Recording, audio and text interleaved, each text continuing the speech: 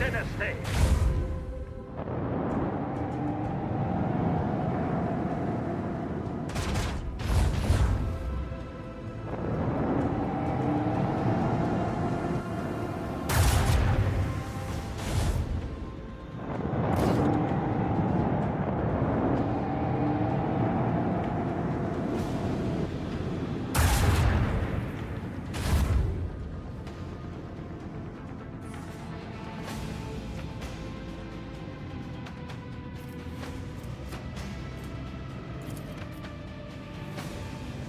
Another salvo!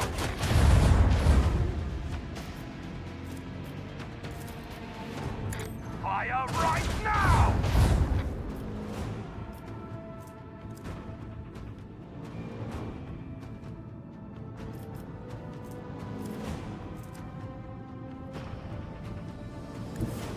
Lay in the course!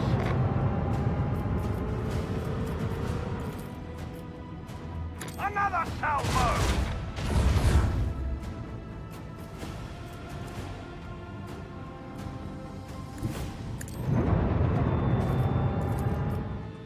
This one goes down.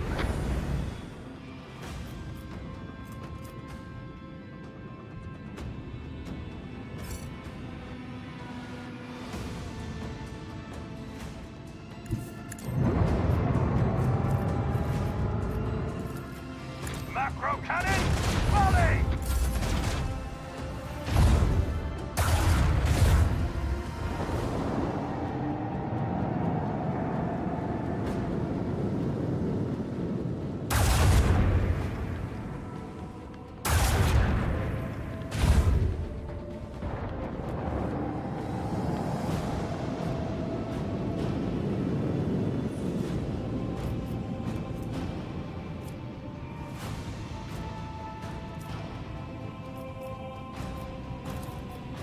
Leave their hull strewn across the stars! Fire right now!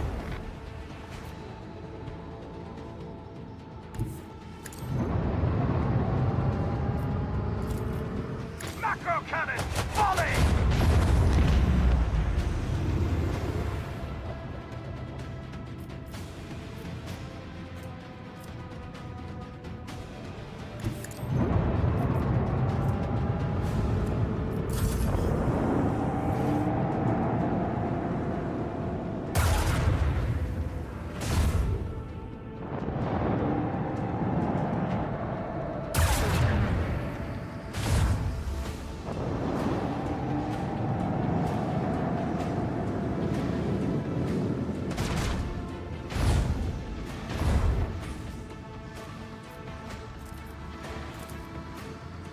Fire right now!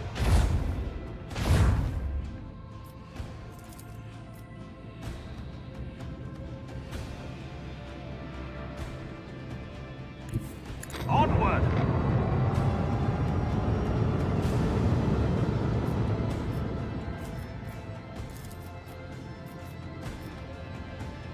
Macro cannon, volley! Bleed them!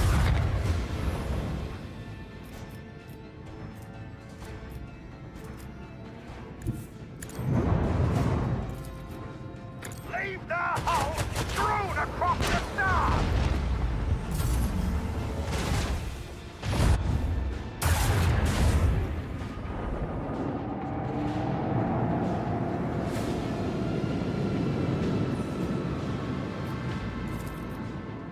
Macro cannon, volley!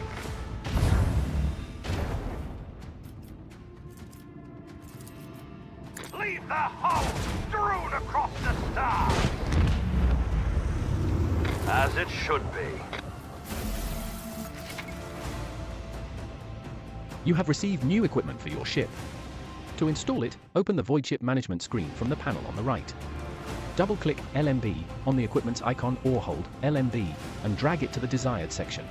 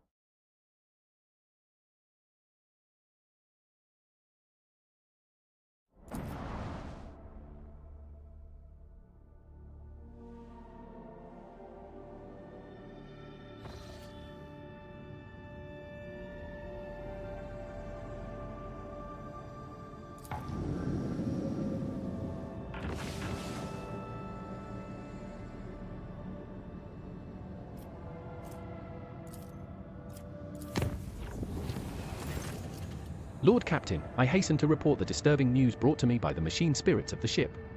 The matter is extremely delicate and concerns Lady Cassia. You see, since her first day aboard, her presence has been a disturbance to the crew's way of life. If you'll allow, I have prepared a detailed report.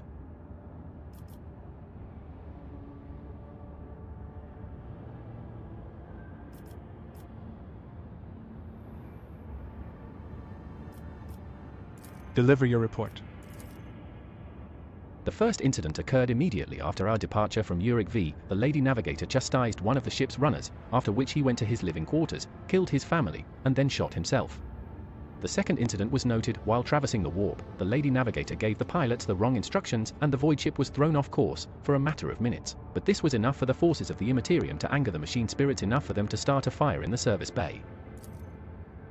After that, officers living near the Lady Navigator's quarters began to express extreme emotions: hysteria, apathy, euphoria, rage. This is quite detrimental to crew morale and performance. The last incident was recorded on Footfall. Around 100 living birds were delivered on board during our stay on Footfall. Each bird cost a hefty sum, but I have failed to discover their purpose and subsequent fate. I was also told about a conflict between the Lady Navigator and the Seneschal. Alas, with no details. If you like, you can ask Master Wasirian directly. Things are even worse with Jay Hadri. I intercepted a voxcast in which she promised she would, and I quote, end that Casca if she ever saw her again. If I may, Lord Captain, the Lady Navigator's state of mind worries me. She is self-contained and does not mesh with the crew at all, which is why everyone avoids her. Even senior officers can be superstitious. I fear that only you are in a position to talk to her on an equal footing and improve the situation. For the sake of the crew's safety, and that of Lady Cassia herself.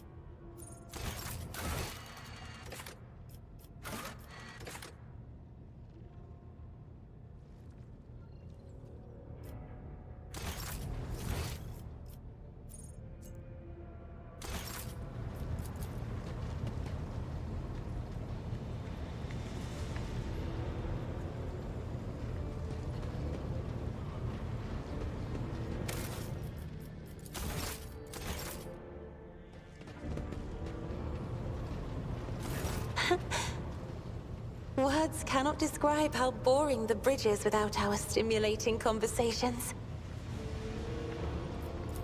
I have heard rumors that you are not getting along well with the crew. Panic flashes in her ruby-red eyes, and your heart starts beating a little faster while your hands go cold. Not here, I'm begging you. Aren't noblemen supposed to discuss such things away from the servants? Let us go to my study. No one will disturb us there. Then lead the way, and I will answer all of your questions. What is it you wanted to talk about, Lord Captain? I have nothing to say to your unfounded accusations about my conflicts with the crew. I cannot recall my having a single quarrel with any of your people during my entire time aboard. The messenger you rebuked butchered his own family, and then killed himself. I haven't rebuked a single errand boy on the ship. Cassie ponders this for a moment. I think I remember. A kind young man with a shy smile and skillful fingers with too much rotten ochre on his shoulders. I grew tired of the disgusting color and advised him to lighten his burden by casting the weight off his shoulders. He did not come the next day, or ever again.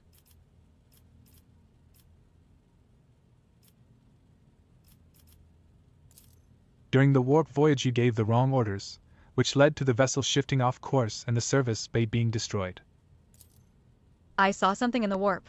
Something vast, predatory, shimmering with indescribable colors. It came from nowhere and stared at the ship with hundreds of hungry eyes, right there in our path. I decided to change the course while it was still possible, but did not want to sow panic. Would it have been better to tell the crew we were heading straight into a monster's gaping maw?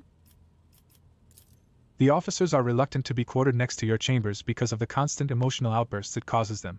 Some even maim themselves and others. I already told you I cannot control my abilities. What else do you want from me? Will I be assigned a pariah chaperone? Or will you put me in suppressing shackles? Would you mind telling me why you needed 100 species of bird and what you used them for? Admittedly, I am at a loss myself. The day we arrived on Footfall, I sent a request to the ship's quartermaster and asked him to get me a songbird. But he never asked for clarification, and shortly before we left I had a countless number of cages delivered to me, all wrapped in bright red panic with flickering tints of fear. There was a bird in everyone. I was so excited. I thought I would have 100 friends instead of just one. They were squeaking so piteously I let the poor things out. I even fed them my breakfast and dinner, but the stupid birds would not stop chittering even after bedtime. They were dashing about the room, smacking me in the face with their wings and defecating. I became angry, and suddenly they started pecking at each other's eyes and attacking me.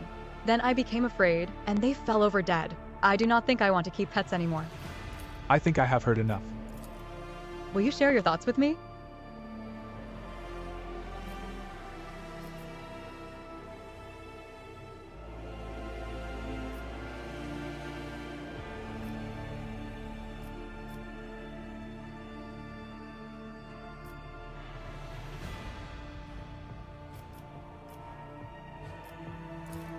You have a kind soul but have difficulty reaching out to people. I could teach you the art of communication if you like. That would be wonderful. My education on Urak V was cut short, but I had realized by then that the wisdom of books is a poor substitute for the wisdom of experience. Very well. Since we are done with this misunderstanding, I would like to change the subject. It would only be fair for me to ask you a few questions now, wouldn't it? Cassia hesitates and continues in a less confident tone. Do not mistake me. I am not going to accuse you of anything. It's just that you are the most worthy interlocutor on the entire ship, and you are always so busy. What would you like to ask? I read a treatise by Pysius de Mabius very recently, who claimed that subjects would never believe their new ruler was better than the old one unless the old one had been a tyrant. No matter the circumstances, the low-born rabble become deluded about their prospects and rebel in favor of their base desires. What do you make of that? 1. Lore, Imperium succeeded. Your interpretation of this classical text is not entirely correct. If the subjects have grown accustomed to the ruling house, all the sovereign must do is refrain from breaching long-standing traditions. Adjust unwanted laws as gradually as you would shift the bed of a flooded river, and no one will ever take your power from you.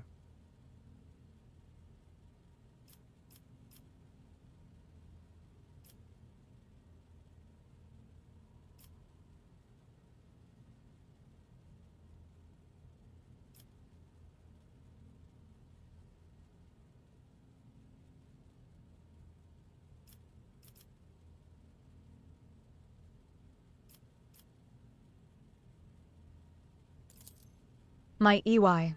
Cassie's cheeks flush. Lord Captain, we do not know each other well enough for such talk. I forgive you, this time. Please try to listen to my second question. According to the 20 tomes penned by the preacher Oistakistefan the Forgotten, mercy and cruelty go through the world hand in hand, but people flock only to one pan of the scales. Would you rather inspire fear in your followers, or be magnanimous and choose all?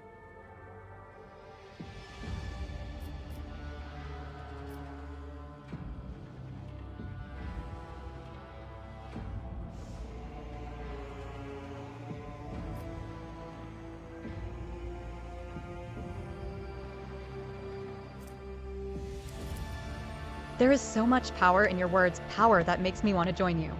I understand now why your subjects are eager to follow you. I admit I was afraid we were too different.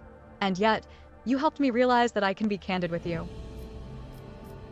Please do continue. I must confess that sometimes I can hardly bear the burden the house has placed upon me. I feel I am not doing my best. Tell me how you, heir to a protectorate, can bear the responsibility for billions of lives day after day and not stoop under all the weight? It is not always easy, but I try to lead the dynasty toward prosperity by worthy means. Thank you for your patience, Styx. You are helping me to see the world in different colors, a novel experience for me. Our conversations hold a special place in my heart. Allow me to bid you farewell for now. I am heading back to my chambers to consider today's conversation.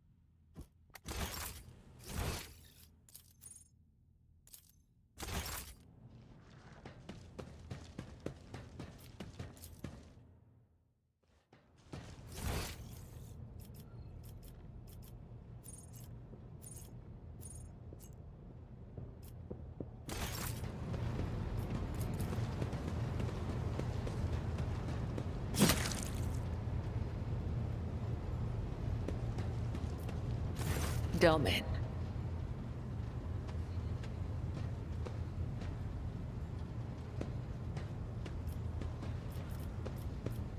I am ready for the binding ritual. Then follow me, Domin.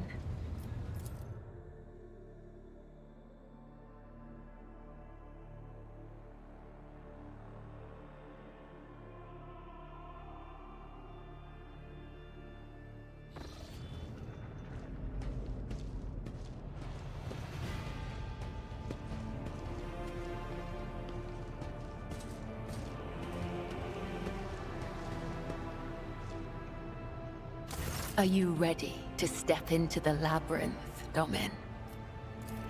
What exactly are we going to do? This is the ritual of binding. By the Undying One's will, our fates and ours one. But I must still guide you into the maze of my mind. Although it is my predestination alone to walk its corridors in search of answers, your image must become part of the tangle. For I am your shadow, Domin, and your presence will aid me in sensing whatever threats may be looming over you. What is all this on the floor? Instructions, directions, a depiction of the puzzle that can only be solved within one's own consciousness by following its bends and turnings. I do not require these lines to find my way, but for you, they will serve as a guiding thread. I am ready, Cabela. Let us begin. Your weapon for the ritual. Watch the lines on the floor. You can only pass through the gaps. The rest, you need not know. Enter the labyrinth, Domin.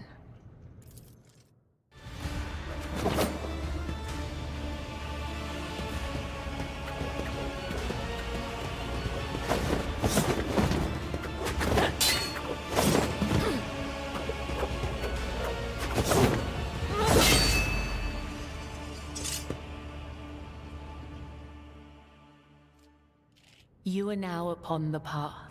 Your shadow now walks the labyrinth, and my gaze can now see when danger draws near you. Can you tell me what this really was? What is the true meaning of this rite? You are not required to understand. You have joined the ritual.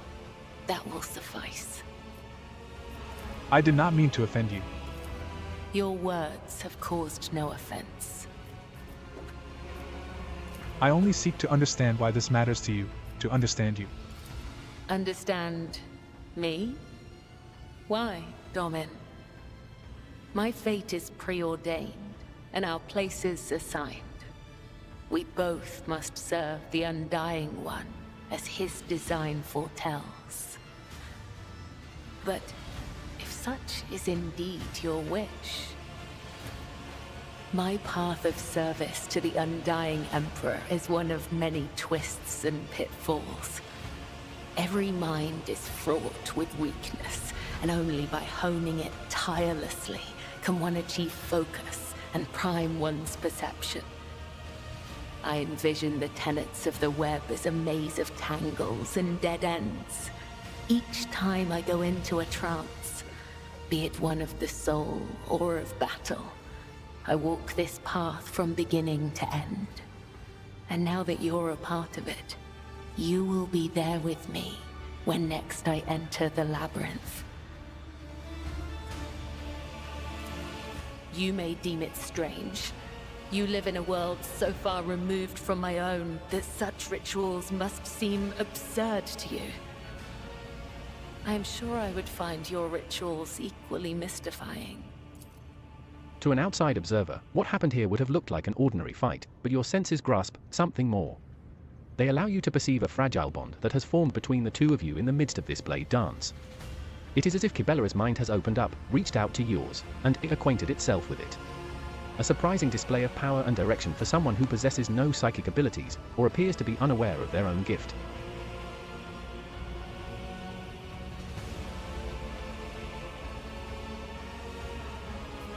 My rituals? What do you mean? You are empowered by the will of the Undying One himself. And yet, when I look at your life, I am surprised. You follow a different thread. One that does not seem as strict to your thoughts and deeds. There is so much luster.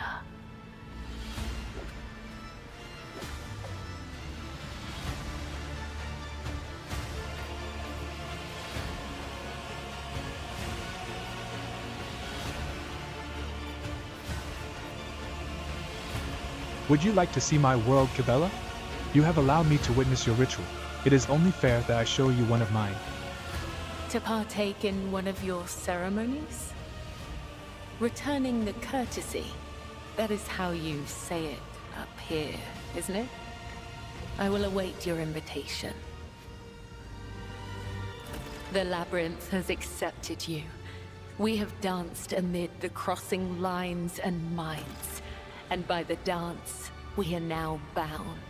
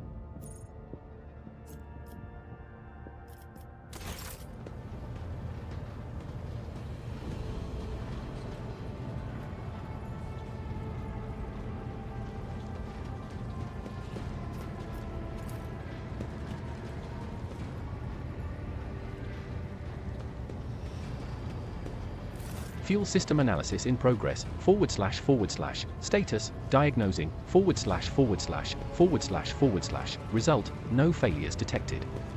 System operational.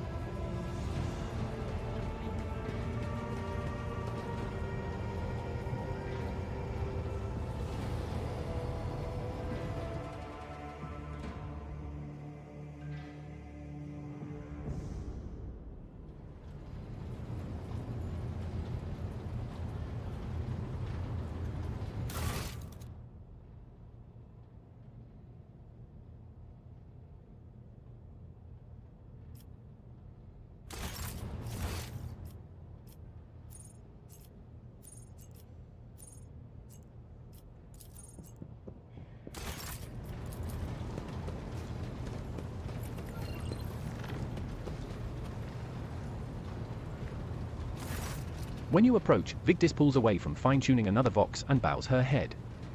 Lord Captain, the ship informed me of our imminent meeting.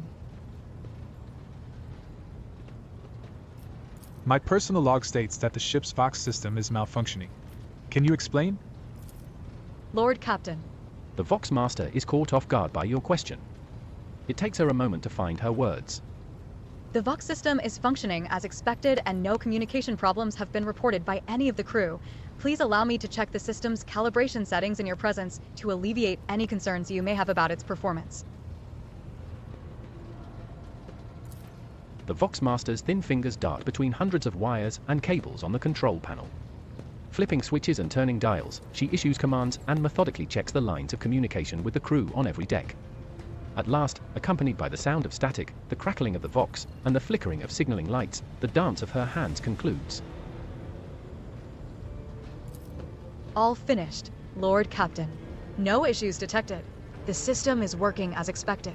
She studies your face as she awaits your response. Thank you for your service, Mistress Talaman.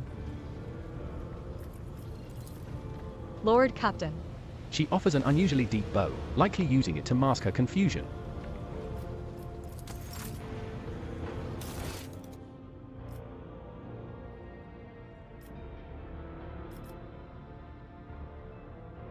Forgotten Twins.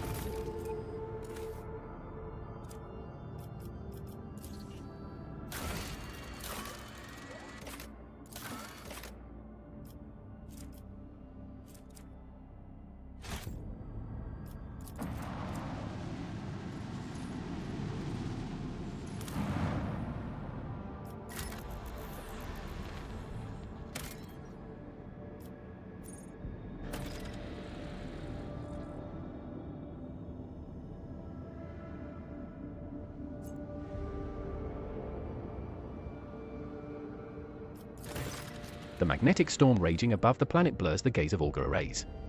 Only truly powerful diviner machines may see through the currents of magnetic fluctuations in their blessed vigil and discover the mysteries of this Emperor-forsaken planet. The rogue trader has decided to leave this unwelcoming world. Maybe he will return here one day.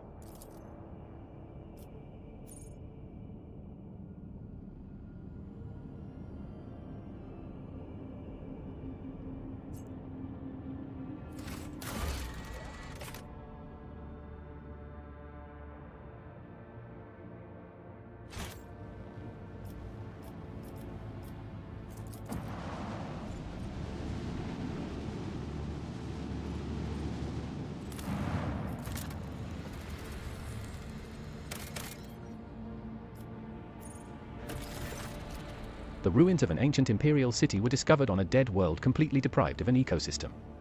According to the reports, the entire settlement is contained in a titanic glass dome that once held an artificial atmosphere. Your augurs detected the framework of 3 other similar structures that were never completed. For whatever reason, the dome's systems failed, and left behind is this city, a ghost that never managed to become a proper colony of the Imperium.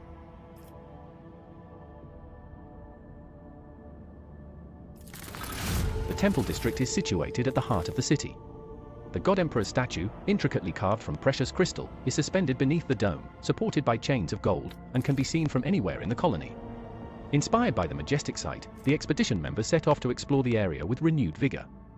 Soon enough, they stumbled upon an ancient weapon lying on a pedestal wreathed in sunlight. The expedition brought it back to the ship and told many tales about how the Emperor himself, who had been watching them from above, had directed their attention to the sacred relic.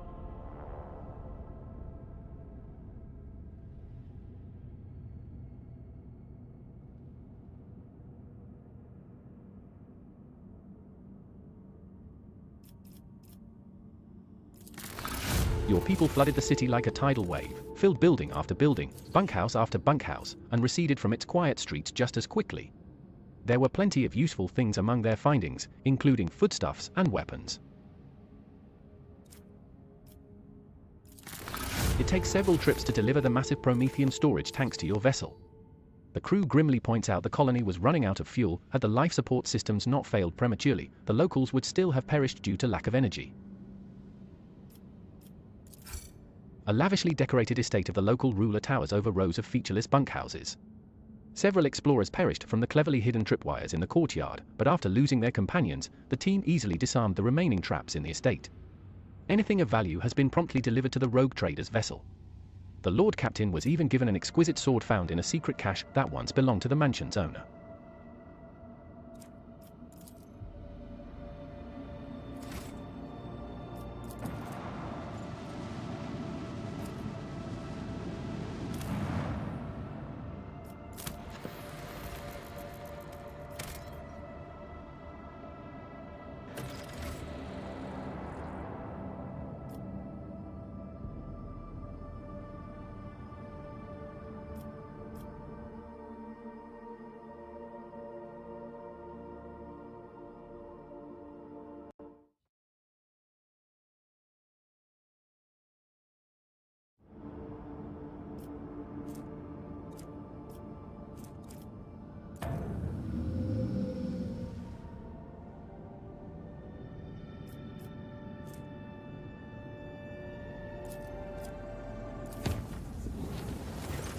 Lord Captain, permission to address you with a request. Our head chirurgeon is sabotaging the ship's operations. He has quarantined several Voidsman crews on account of a piddling sickness. People don't even go to the medbay when they come down with it, they just wipe their noses and keep working. Only a dozen or so die from it in a whole year. We're sitting on our hands here, so I ask you to talk some sense into him. Your vox clicks, and you hear a dry, nonchalant response. Greetings, your lordship. My name is Lettered Forius, and I am the chirurgeon majoris of this vessel. As your chief medici specialist, I assure you that the quarantine is well warranted. This piddling sickness has claimed the lives of a number of meritorious officers in the past. This time, I intend to get the epidemic under control, study the disease thoroughly, and develop a proper cure. I hope you will agree that a single period of downtime is a small price to pay for the number of lives that will be saved and the increase in the crew's performance during other such outbreaks in the future. Not to mention the fact that we won't have to waste stimulants due to the afflicted using them as a crutch to offset their limited work capacity. How do you intend to study this disease? By gathering enough infected individuals together, letting the illness progress, comprehending its properties, and, finally, killing it. The disease goes through several stages, with each containing clues to its nature and vulnerabilities. The Voidsmen will have to stay sick for some time until I discover the cure, assuming, of course, that the disease is reversible in its final stages. Iconoclast, defeating a disease is a noble goal, but I cannot approve of your methods. Find volunteers among the crew who will agree to being infected in exchange for compensation. I expect you to cure every one of them once you are done.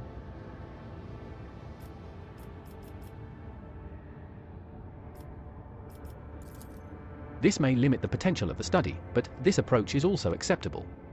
I will make up for the lack of material with my expertise. Thank you for taking your crew's health into consideration. Should you require my services, you may find me on the bridge, your lordship. Lord Captain, I bring dire news. A feud has broken out between the clans that maintain the Void Shield arrays. Rumor has it that the late Lady Theodora was seen on the lower decks, and so one of the families called for a rebellion against the usurper of the Void Ship, that is, you. So far, no one believes their mad tales, but unrest has begun at the fringes of the compartments. The ship's enforcers are ready to eliminate the instigating clan or pacify the entire Void Shield crew. The decision is yours. What's this story about Lady Theodora? Rumors of Lady Theodora's presence on the Void Ship have been circulating for a long time and appear to be a deliberate provocation rather than ordinary drunken ramblings. Perhaps someone is intentionally stirring up the masses to rebel against you, or perhaps it is the influence of the warp. Enforcers are already investigating, but right now we need to stop the conflict from escalating any further. As long as the unrest continues, the Void Ship's shields will not be operating at full capacity.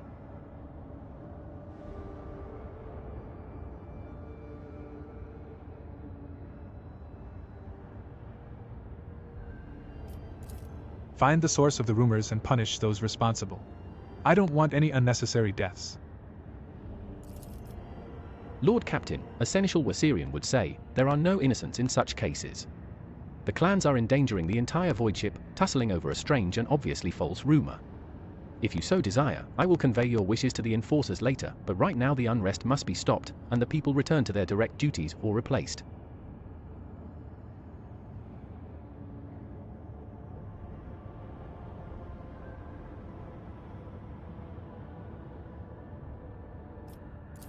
My wishes, Vox Master, are for the enforcers to sort out the situation before we forfeit the crew wholesale. Investigate the rumors and find the real culprits, and no violence. I'll see to it, Lord Captain.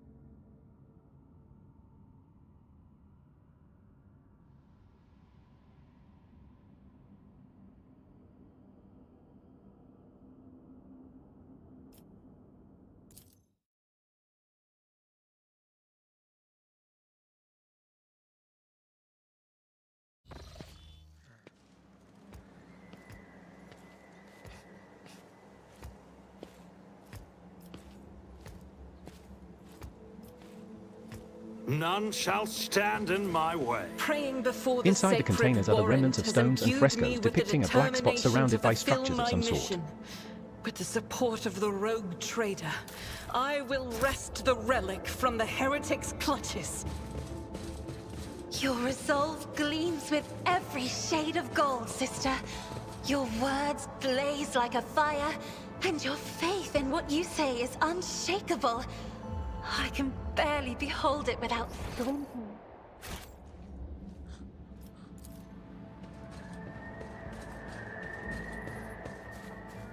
Never The barely doubt noticeable me. words in shaky handwriting read, "Touch the darkness, I and the won't darkness will accept you." tolerate weakness.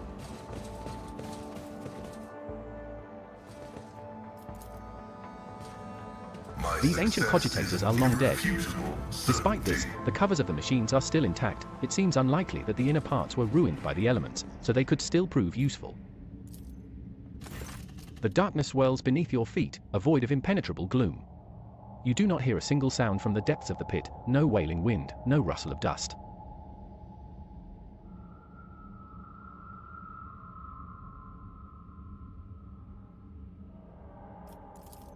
The bright daylight cannot pierce the darkness lying over the slopes.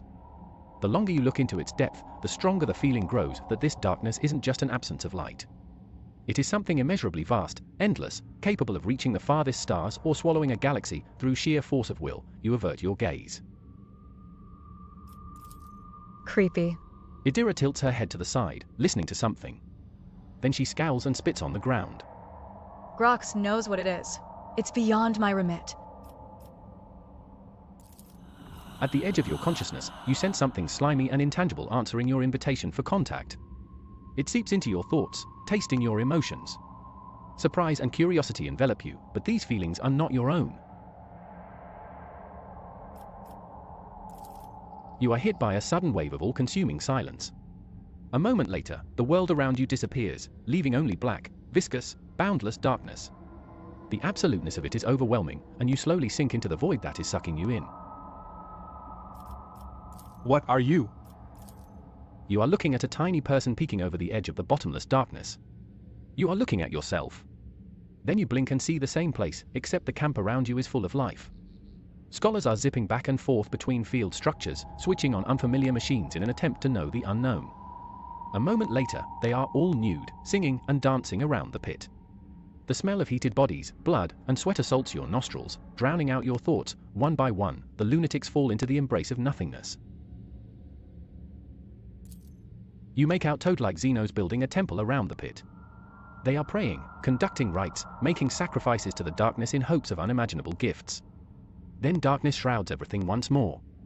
Or rather, you are the darkness. Something immeasurably vast, endless, capable of reaching the farthest stars or swallowing a galaxy. But some will pull you out of the cozy embrace of the void, toward the light, and you snap out of the vision as sorrow fills you from within. What do you want from me? You find yourself on the floor of an abandoned estate. You feel someone's disgusting presence behind you, and raspy, foul breath tickles your nostrils. A drop of water trickles down from the stone ceiling and shatters the silence with a deafening splash. The heavy door before you is open. You could try to escape. It is now or never.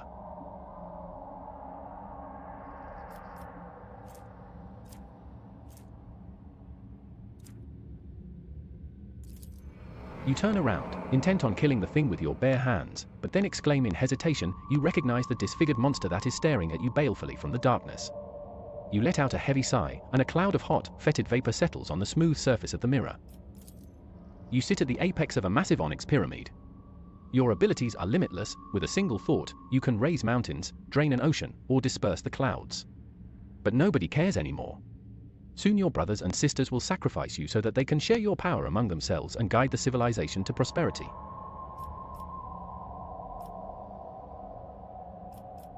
One. Fellowship 55. Proceed with the ceremony for the sake of future generations.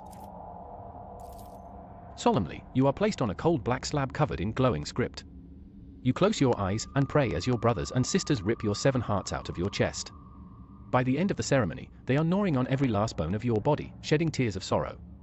You join your ancestors within the black monolith, and for many centuries thereafter, you watch from above as your civilization blossoms. You are lying on burning sand, struggling to open your eyes, but your eyelids feel too heavy. You can barely move your arms and legs, your stomach hurts, your throat is bone dry. Several of your kin, all emaciated, are scattered around you. The hunger is so strong that it is driving you mad, and you let out a bestial howl. Something metallic clinks next to your right hand, a knife. This is it. You can survive, you must survive. All you need to do is decide whom to sacrifice. You bite down on your belt and cut off a piece of your own flesh. The pain is so terrible that your vision darkens. Unable to bear it, you let out a frenzied groan, but you still shove the slimy scrap into your mouth and swallow it. You can sense the darkness's triumph. It has been following your thoughts with great interest, rummaging in your memories, studying your emotions, savoring your resolve and rage. Its bottomless gut rumbles with satisfaction. At last, grateful, it lets you go and presents a parting reward.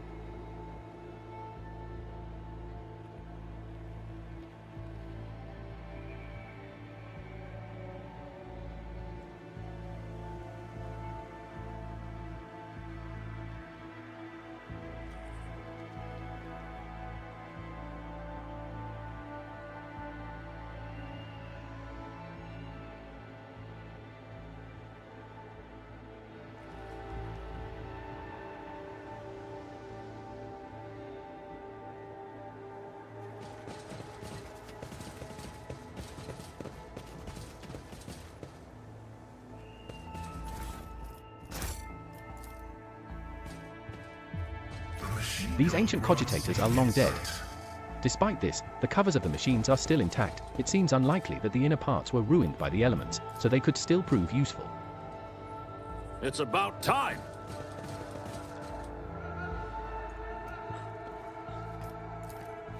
Stop! There!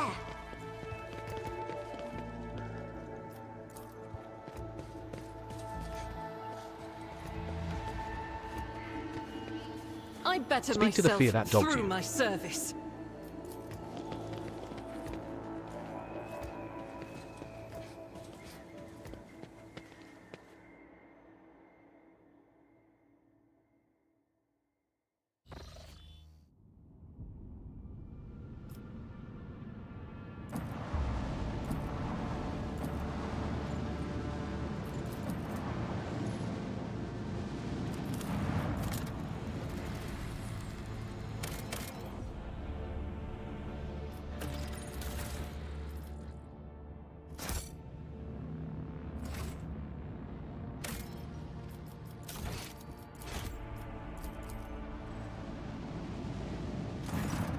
A report shows up on your personal cogitator screen. Unknown ships are towing the Interstellar Sextant, a cargo ship belonging to one of Footfall's wealthiest traders. It looks like the pirates have bitten off more than they can chew, and have now been forced to drag the ship to a more secluded place where they can plunder it undisturbed. As soon as they see you, the escort ships charge into battle at once, while the captive Sextant powers up its warp engines. Unless you interrupt the preparation for the jump, the cargo ship will forever vanish beyond the veil of the Immaterium, along with all the riches it is carrying. Send all available forces to intercept the Interstellar Sextant. Don't let it get away.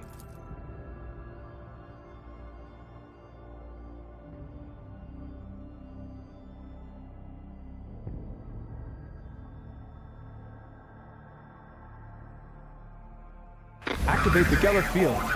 Emergency warp jump in 3, 4.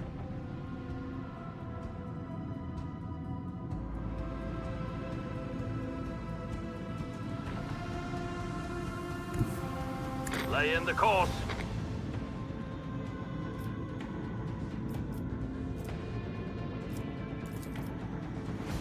Fire right now!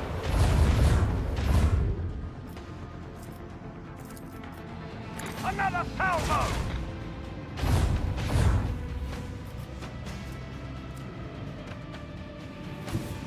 Onward! This one's going down!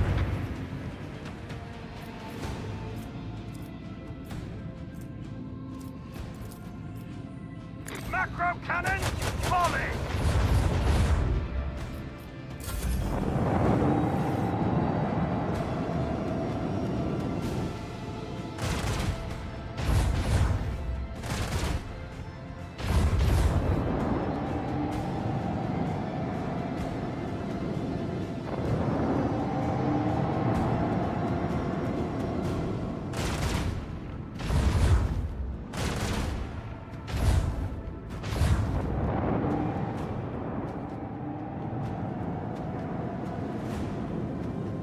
Three.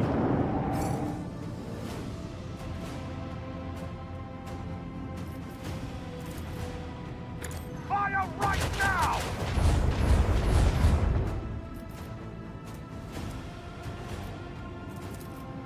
Leave their hull strewn across the stars!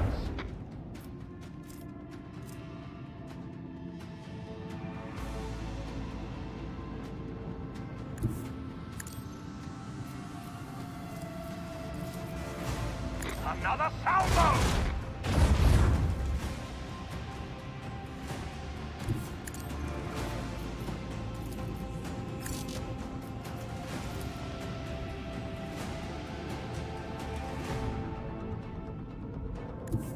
The time has come.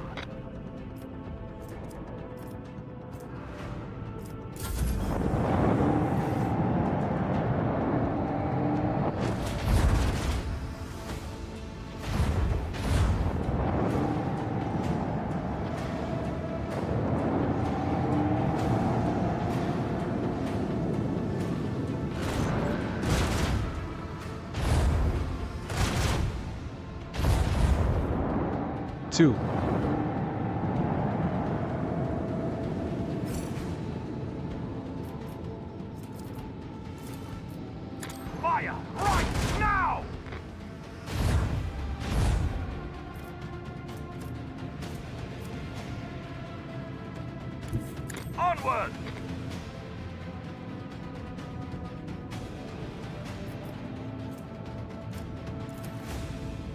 Leave their hulls strewn across the stars!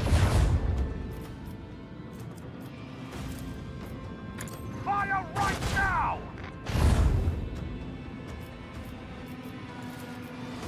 Fire the lance batteries!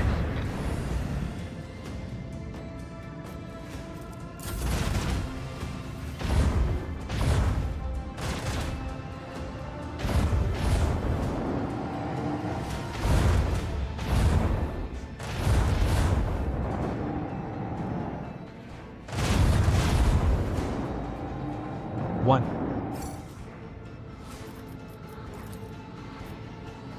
Bleed them!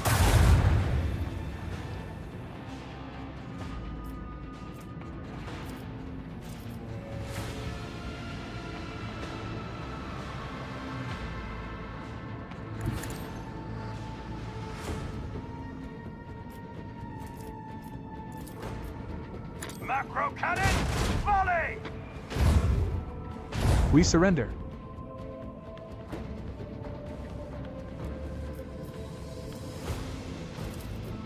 Leave their hulls strewn across the stars!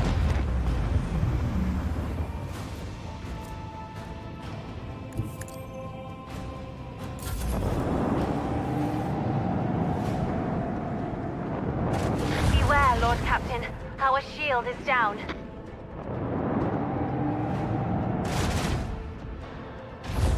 Decks are reporting hull breaches. Executing damage control.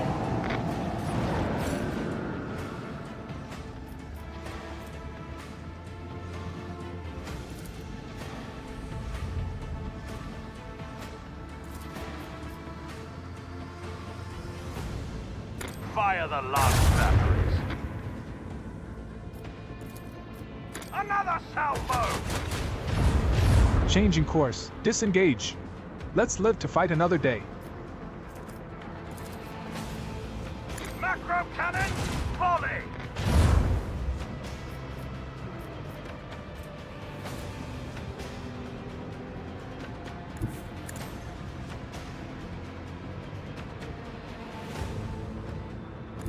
The time has come. Another salvo!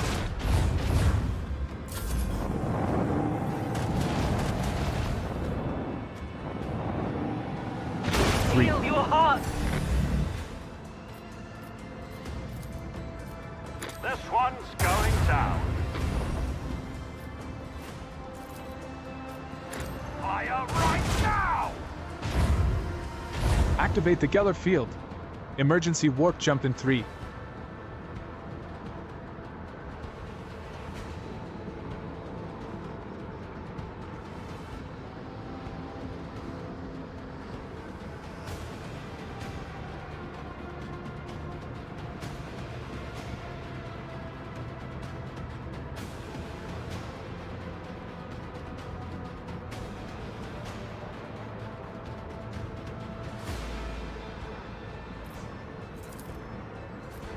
Leave their hulls strewn across the stars!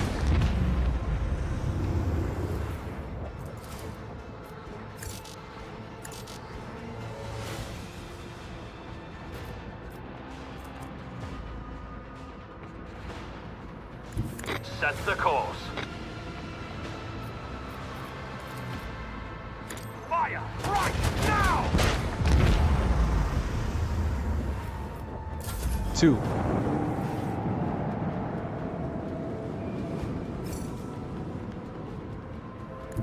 The time has come.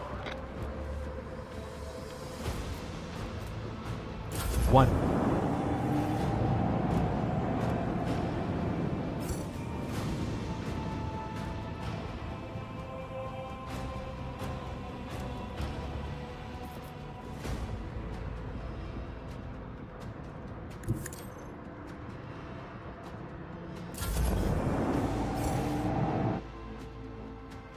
No one can outmaneuver House Orcelio.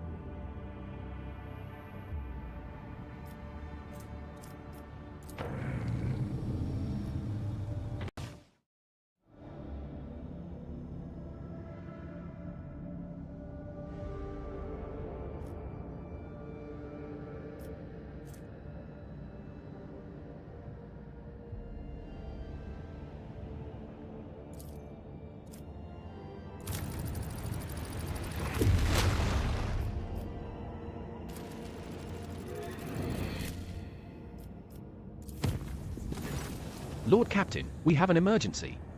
We have received word that there has been a sighting on the lower decks. The Voxmaster's voice breaks. A sighting of Lady Theodora.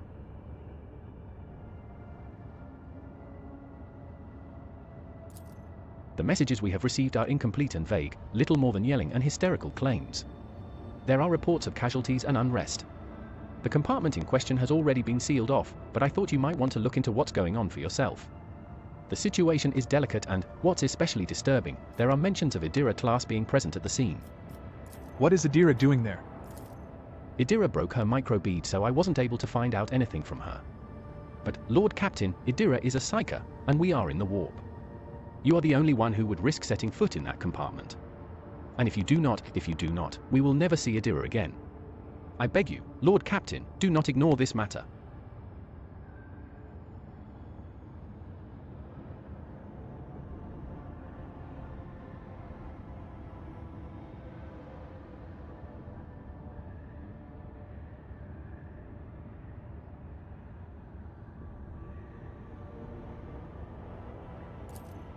Despite the carefully maintained distance, Vigdis's voice trembles with fear. I'll deal with it personally. I need the exact location. Right away, Lord Captain.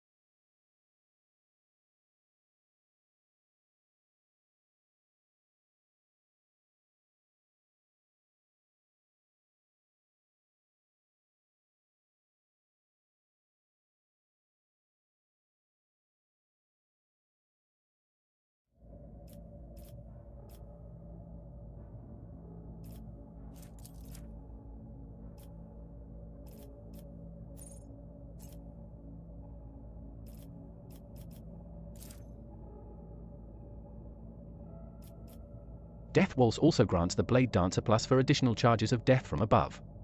Until the end of combat, death from above deals plus AGI bonus additional damage.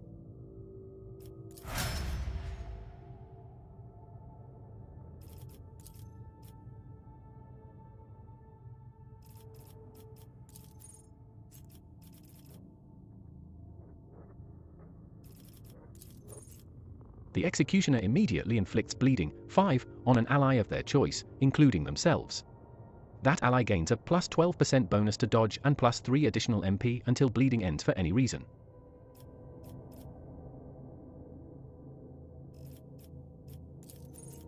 The maximum number of wounds for the Executioner depends on their Medici instead of toughness.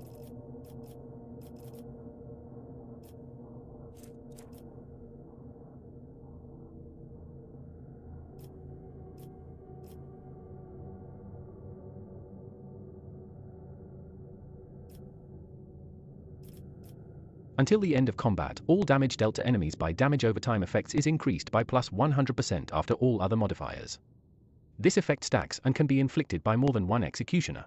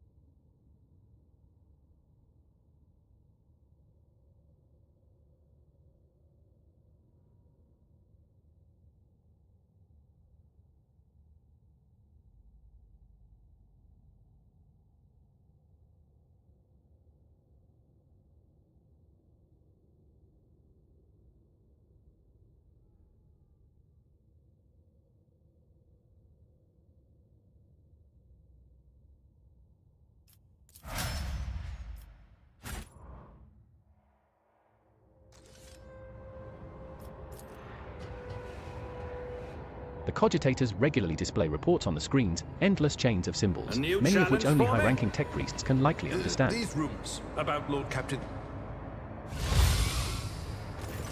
And who now deigns to grace us with their presence? Another gaggle of heretics and traitors thirsting to get their due for what they've done? Or is it the leader himself, who has finally grown tired of hiding behind others?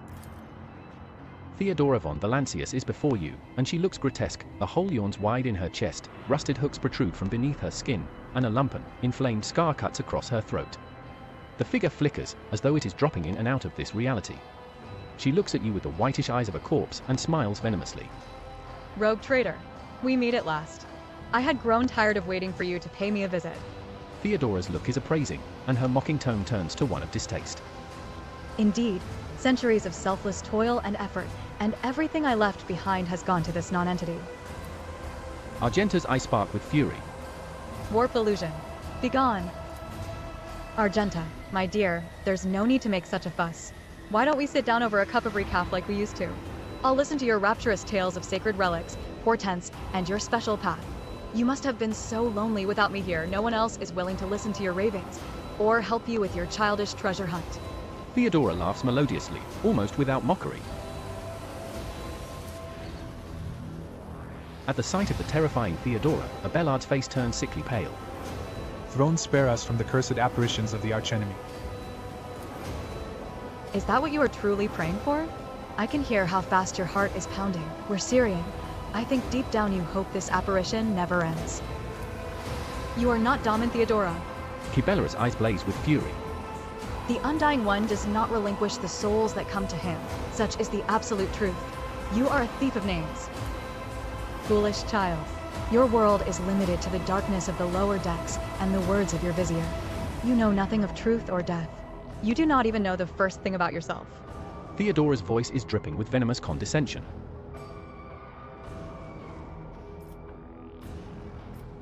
We have already met. Of course, boy, for it was I who gave the order to bring you here, to my ship. Oh, how I rue that decision now. And how I regret heeding the advice of my seneschal.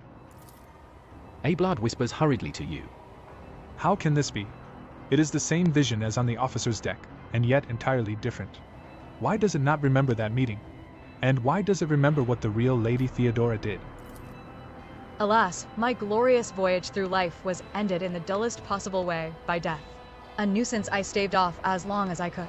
But do not weep for me, my boy. I am still keeping an eye on my property, and punishing all those who failed me. Theodora bares her rotten teeth in a snarl, her laughter piercing. You are not Theodora. Theodora is dead. There is no coming back from that. I'm dead? How is that? I am no different from those who have not yet crossed the divide between reality and eternity. I see. I speak. I remember the wrongs you all committed against me. And for all those who failed me, I have already begun exacting my retribution.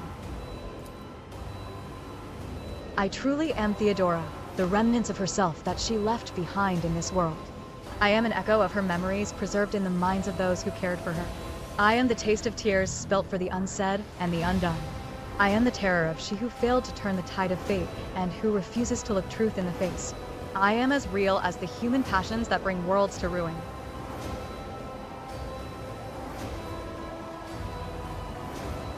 Where's Adira? What have you done with her? Me? What have I done with Adira? Theodora laughs mockingly. All I did was turn that little mutt from the fringes into a true servant of the Imperium. I gave her toys, I cleaned up after her antics. I provided her with everything she could ever dream of. Oh, I had great plans for poor little Adira. What do you want with me? Why were you waiting for me? Theodora wearily rolls her eyes. Matters are so dire that the pleas of one of my servants breached death's veil to reach my ears. How could I ignore such a desperate cry for help? And from my little Adira, no less. And once I appeared here, of course I had to meet the pretender who has allowed this deplorable state of affairs.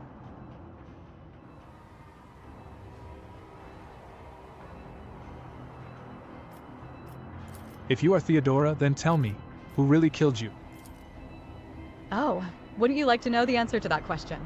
I don't even know which would be more satisfying, to give you an honest answer or leave you to languish in your ignorance. We'll see how you conduct yourself, little boy.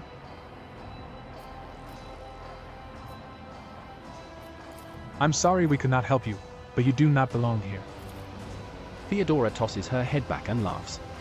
The scar on her throat opens with a wet sucking noise, curving into a horrible facsimile of a smile. He feels sorry for me. Wretched, spineless creature. No, the only one worthy of pity here is you, boy. But do not expect any. I am not here to console you, oh no. I am here to seek retribution against all who failed me. My brainless crew, my useless officers, my pathetic servants who turned their backs on their mistress in her darkest hour. And worst of all, you, my dear heir. You, who have undeservedly claimed the warrant and everything else that is mine. I will drag it all to the warp with me, including you.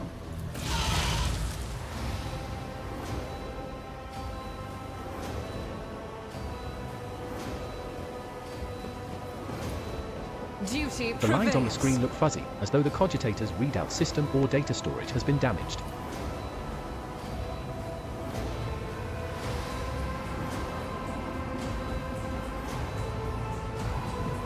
Attention to detail is the key to success.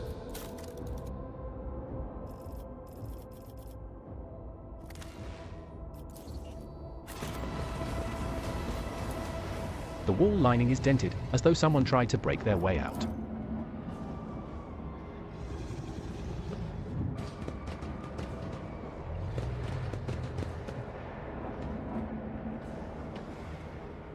I'll lay claim to the stars.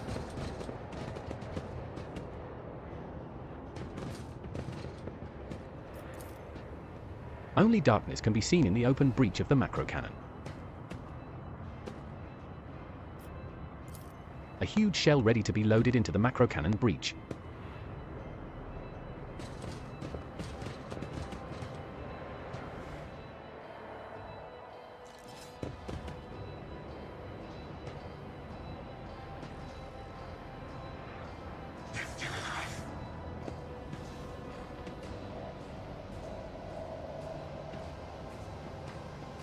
Victory awaits!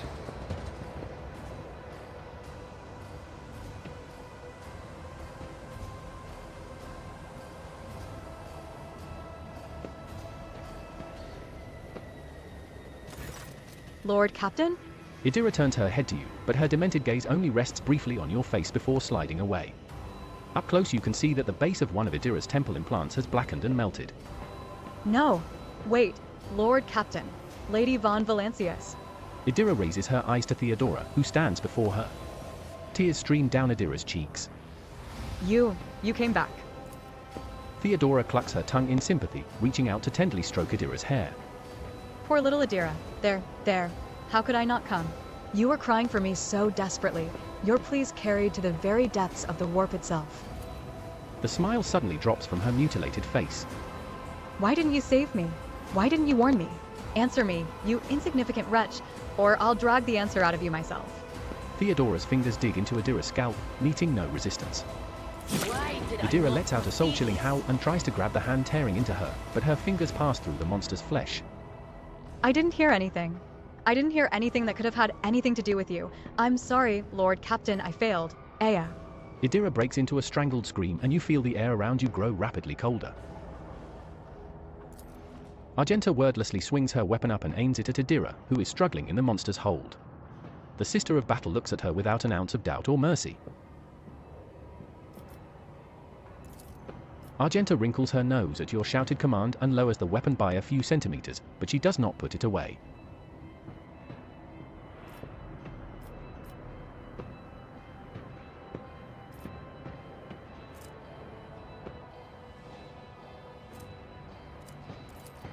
Idira shudders and goes limp.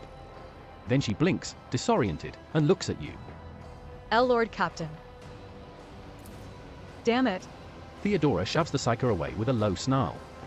The rogue trader's body begins to change, losing its human shape. Chaos will devour you. It will devour everyone responsible for my death. Die. Die for the delectation of my lord.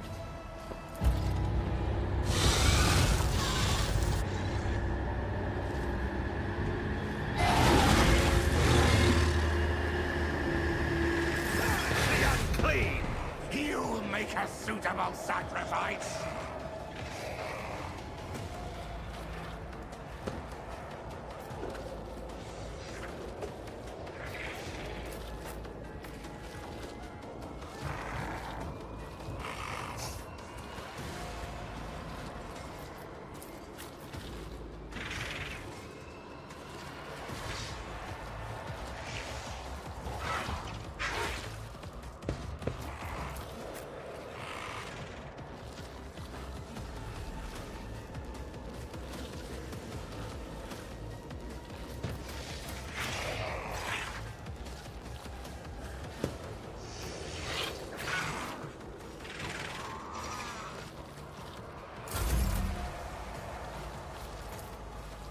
Suits my purposes.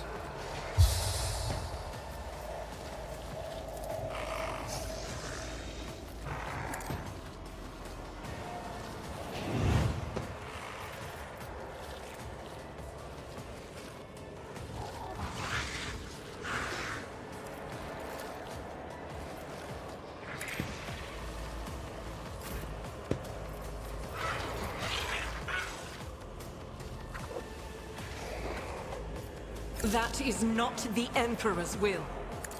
Each strike is a prayer. I'll do it.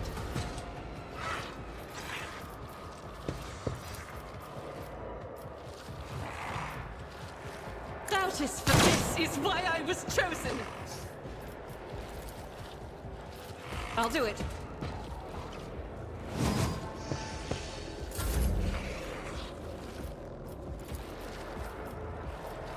Not a problem for me.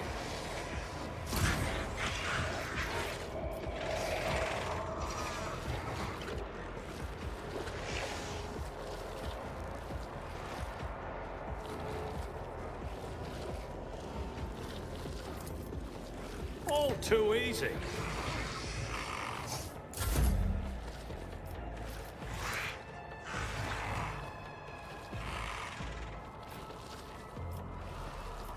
Me? If you insist, Lord Captain. That is foolishness.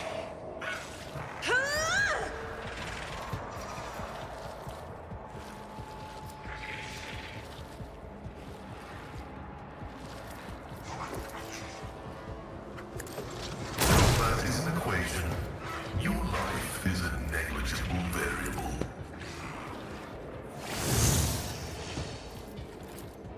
The scriptural prognosis is favorable.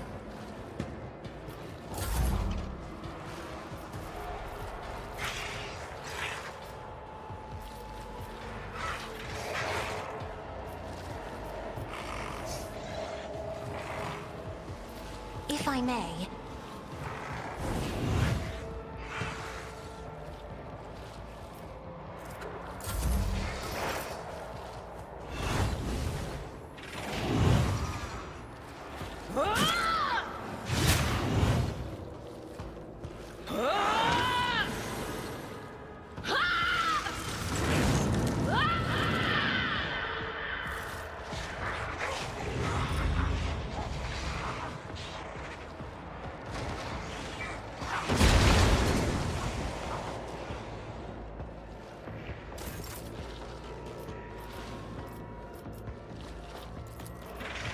As the Emperor...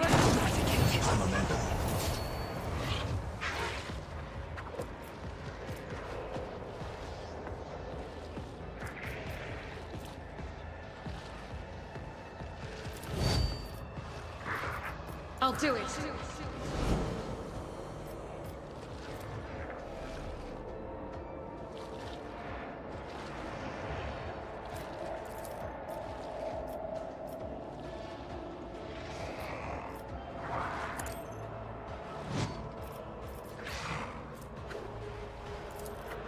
As duty demands. Out of my way!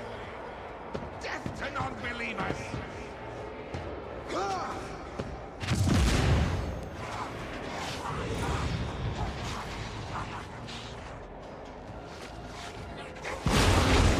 Endure!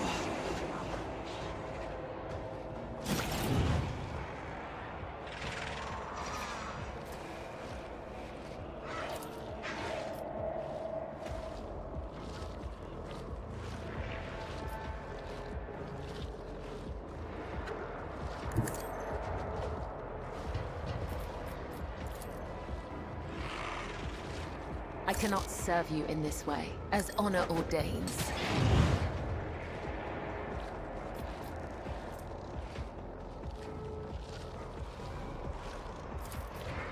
I shall not fail.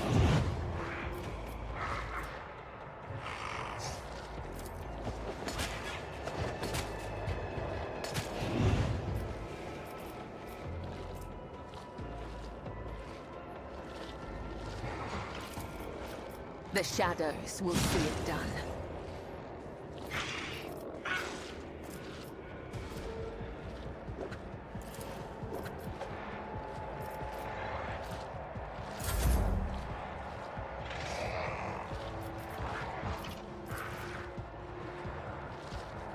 Request denied.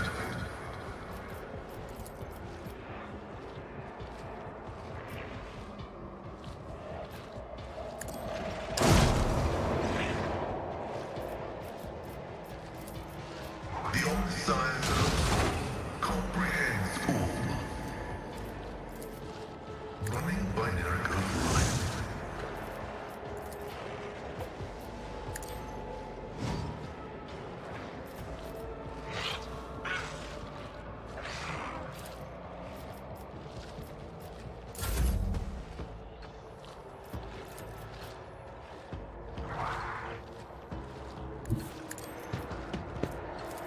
Victory is imminent.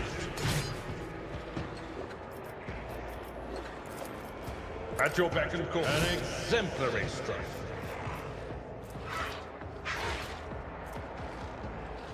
Will rule the stars themselves. It will be done. At your beck and grey hair, sure hair.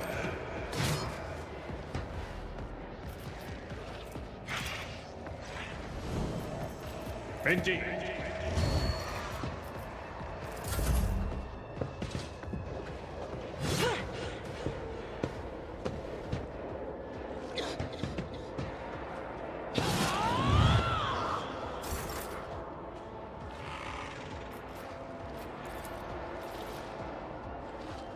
Nothing I can't do.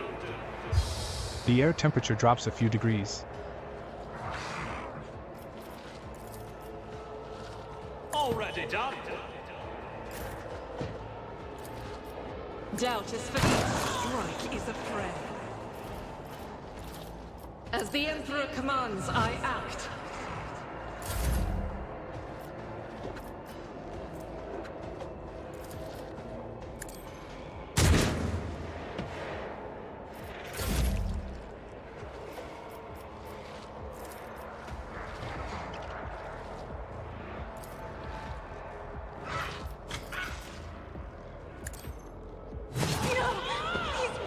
Flashes are choking me!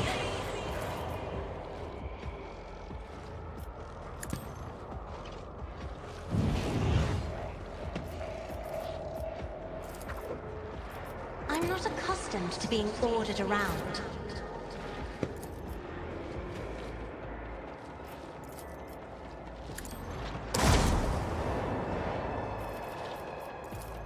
Request approved.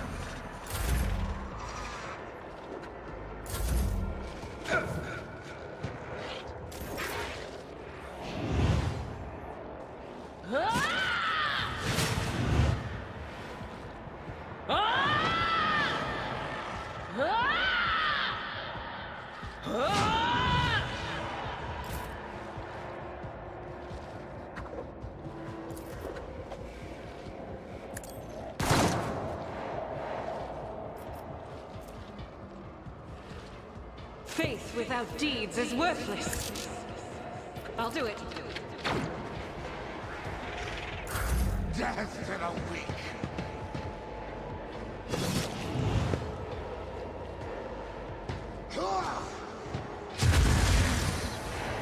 Negligible.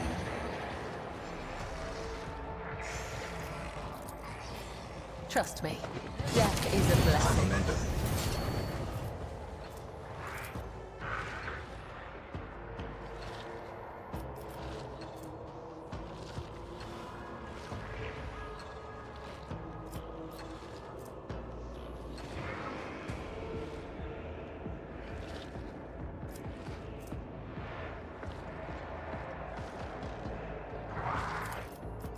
As the tenants demand.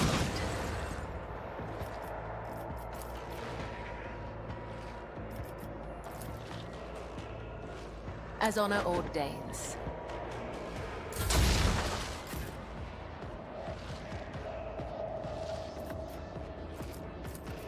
Victory is... At your beck and call. It will be done.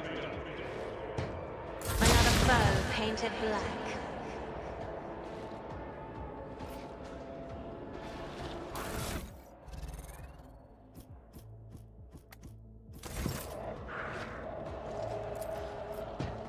My time is now!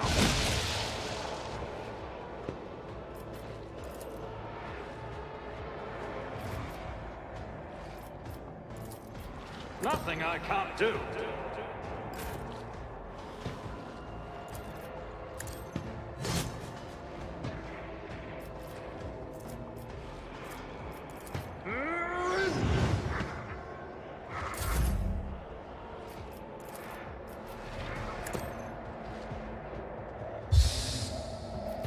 Emperor, deliver us!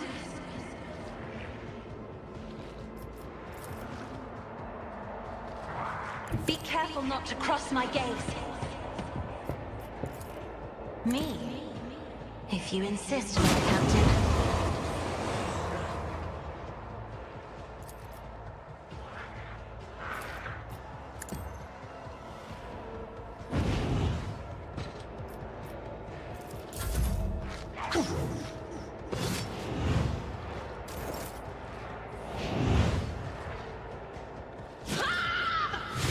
What an unfortunate turn of fate.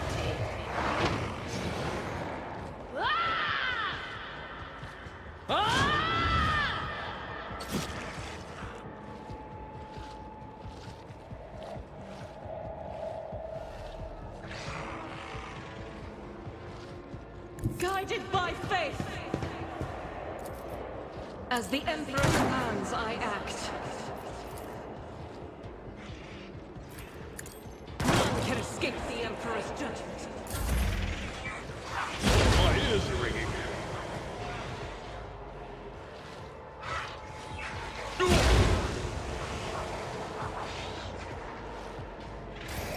High momentum.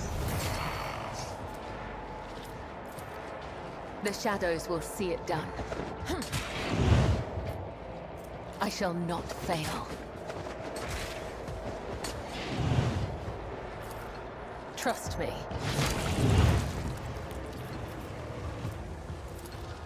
As the tenets demand.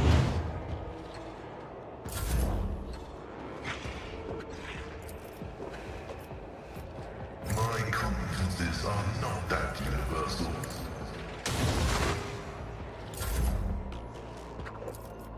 At your beck and an exemplary strike.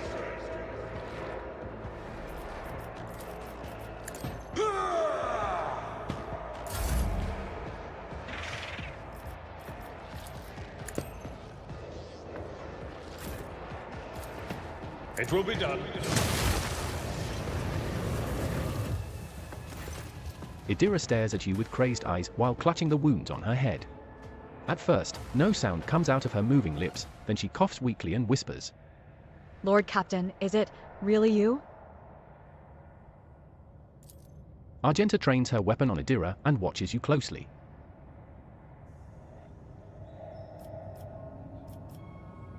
Are you alright? Idira removes her hand from her head and tries to wipe away her tears, leaving bloody marks on her face. Then she touches her burnt-out implant, frowning. I don't know. It should be quiet, but in my head, the whispering's louder. It shouldn't be like that.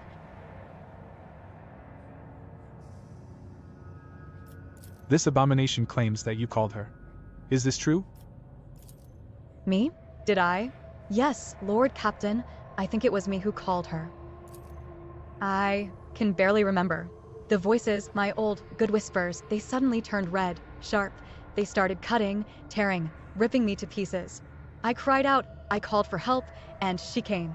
Idira groans and clutches her head. Damn it. Why are the voices making so much noise now? Shut up. Shut up. Has anything like this ever happened to you before? Like this, never. Well, there was something, but it was different. It wasn't as strong or as terrifying. Apparitions appeared. Mechanisms malfunctioned. The crew lost their minds. Idira breaks off. But Lady Von Valancius knew about that. She said it was a small price to pay, an acceptable expense. No psyker is immune to it. But what happened here, it was just a mistake. I won't do it again. Idira stretches her lips in a helpless smile, looking past you. There will be no more mistakes, Lord Captain. Argenta grits her teeth. This is not the first time this Heretic has caused the death of her crew. Do you remember the incident on the mid-deck, Adira? What did those honest souls ever do to deserve such a fate? To be turned into mutants and attack their own families? You are a monster. A heretic. If you have any humanity left in you, admit what you are. Shut up. Idira moans. Quit your preaching. You're the worst out of everyone here. The previous rogue trader has been seen on the ship recently. Was that your doing? Yes, Styx. I did it a couple of times. When I'd had too much to drink, at the time, I thought I heard her voice among all the whispers in my head. The voice was so sad, so clear. I couldn't help myself. I answered. I hoped I could reach her. There. Idira bites her lip. Ever since she died, since I first heard her voice in my head, the whispers have gotten louder, clearer, harder to resist. 1. Lore, warp succeeded. You hear the warp whispering in your head, and you answered? Are you insane?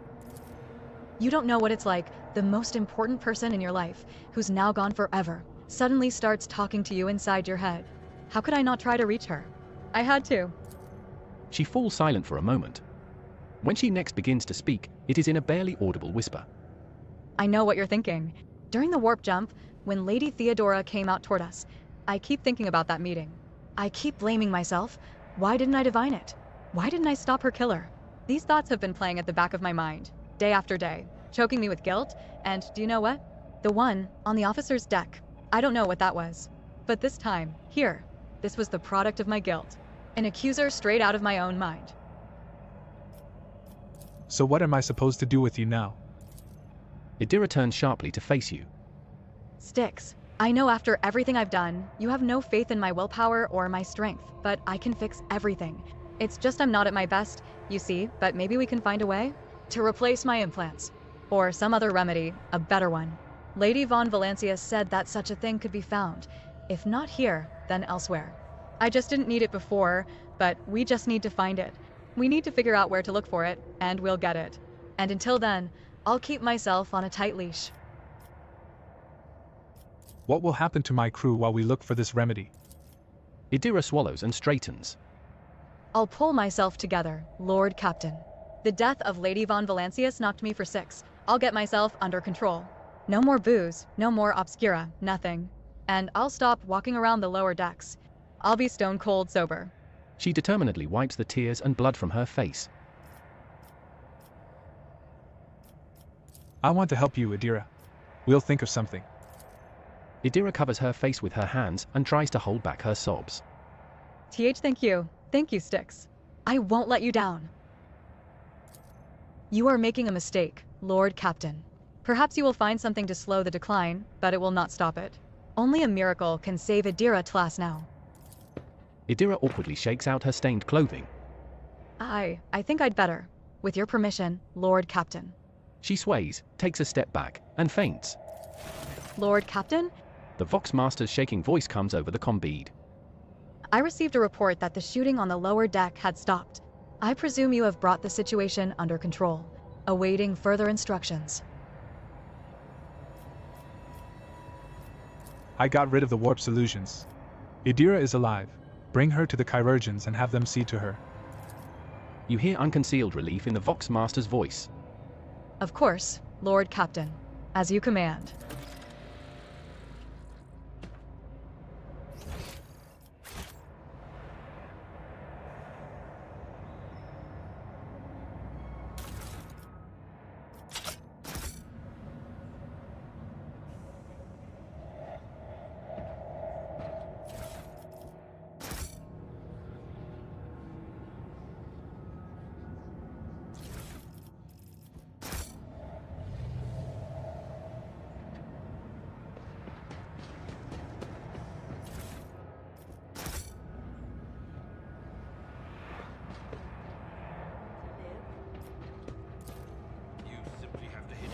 The instrument terminal, an important part of the compartment's internal infrastructure, appears to be in working order.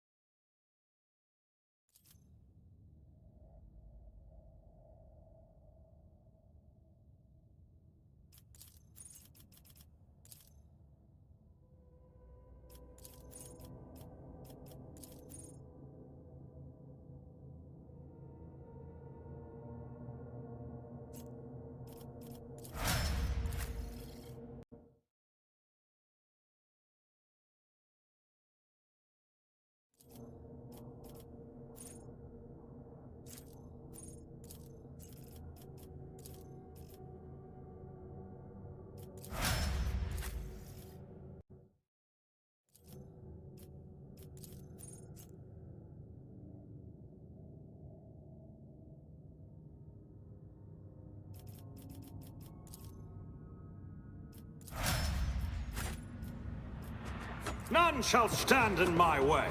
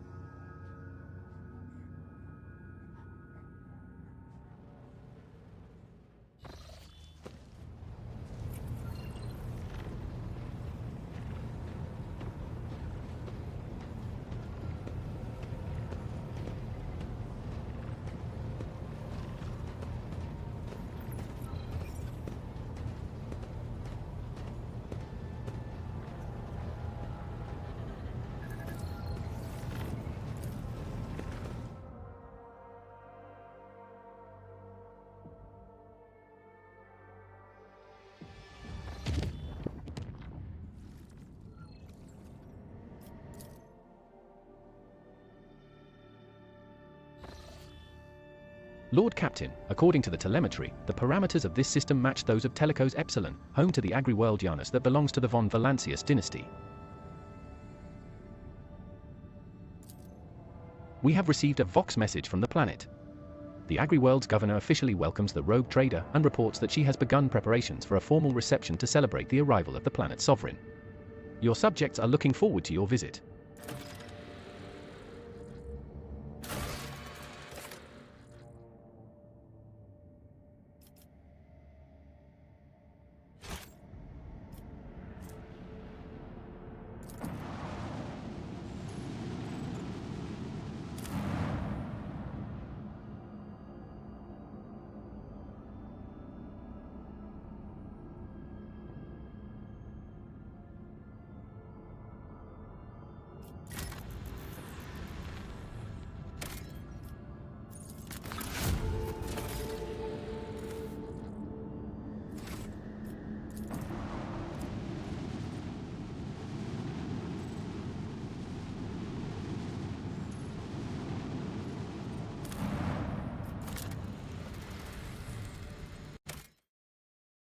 This white cover is like the frost that forms on the condensers. Can worlds made of nothing but cold truly exist?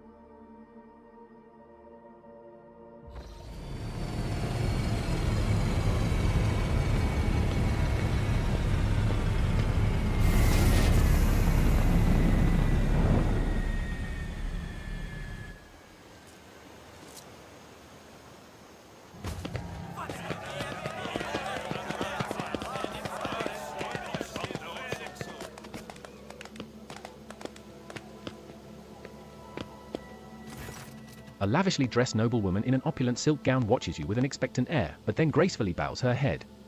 Gem-encrusted implants protrude from her arms and neck. I welcome you on behalf of the noble house Viat of Aram. My name is Vistenza Janice Viat of Aram AF Coronis. By the grace of the Emperor and the will of rogue traitor Theodora von Valancius, I serve as planetary governor and imperial commander-in-chief of this world. Vistenza Viat raises her head slightly. Vistenza Viat turns to Ablard. And greetings to you, noble Wersirian. It has been years since your last visit to Janus. I am glad to see you again. It is a good sign when a rogue traitor seneschal does not visit a subject planet for a long time. Isn't that correct, Lady Viat? It means the governor is taking care of all matters and there is no need for the seneschal to interfere. Vistenza lets out a musical laugh. I hear praise in those words, and I thank you for them. She turns once again to you. In truth, your arrival in the place of the esteemed Lady von Valancius is quite unexpected. Theodora von Valancius is dead. I am now the head of the dynasty. Such tragic news. I will see to it that the planet observes a month of mourning. For Janus!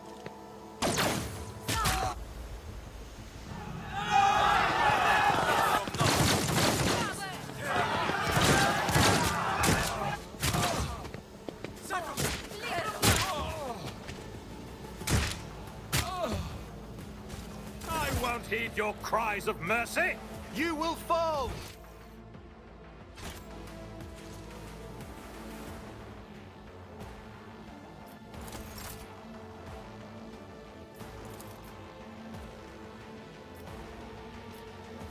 All too easy.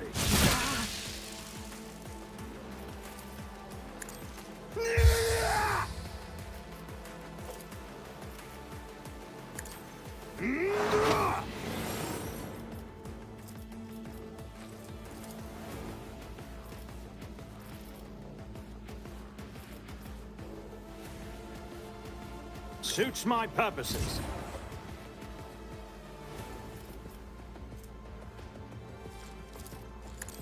Gah!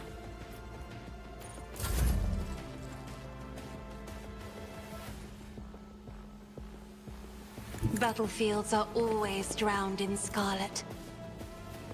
Isn't this a job for the stars?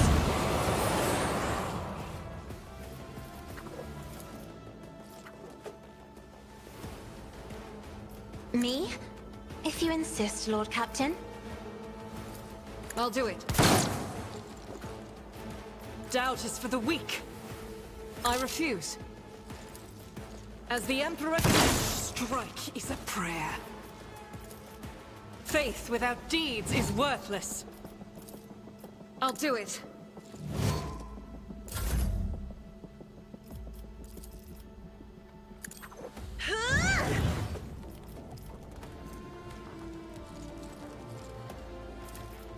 I am a navigator, not a servitor. Don't touch me! For now. Brace yourself, Abelard.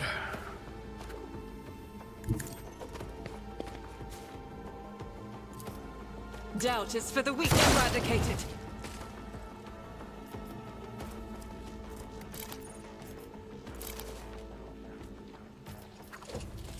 This is unacceptable. As the Emperor commands, I act. High momentum.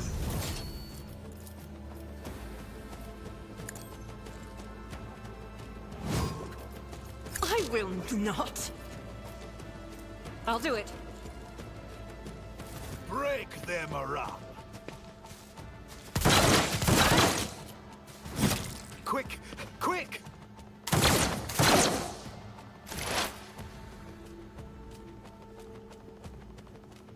Explorers know one route. Forward. Cogitation fails. My vow is to...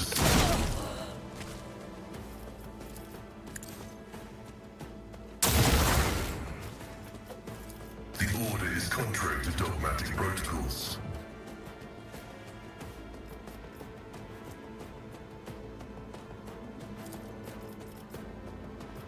competencies are not that universal.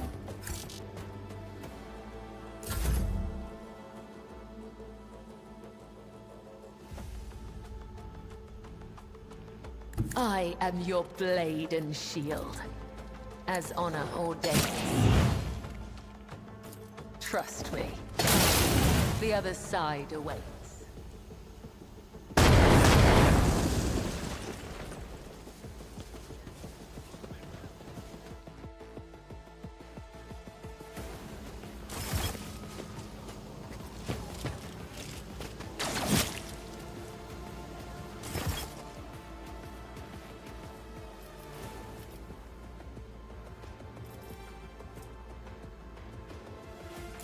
Hold on. Let's get to it. Nothing! Let's make it quick. Let's get to it. Scared yet?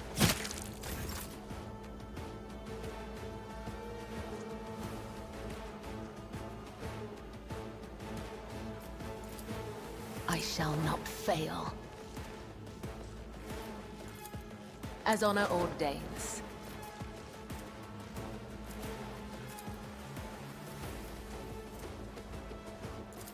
Trust me, an offering of blood. Out of my way. Here we go. Oh.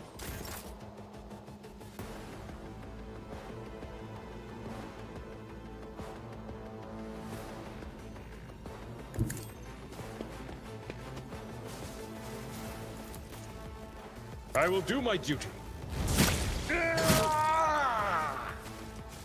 Victory is imminent.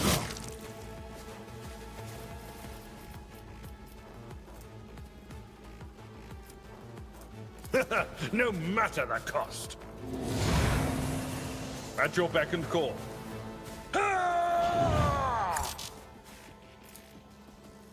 Indeed.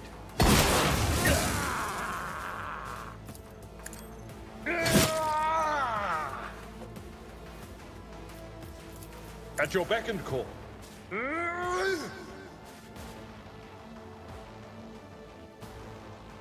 My place is at the fore.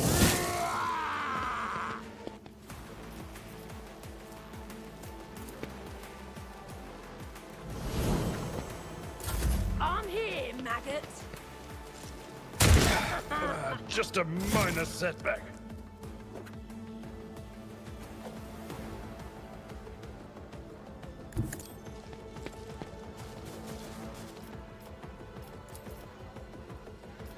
Nothing I can't. Nothing of value. Shadows has start been to bleed. lost.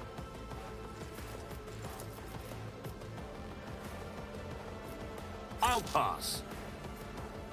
Not a problem for me.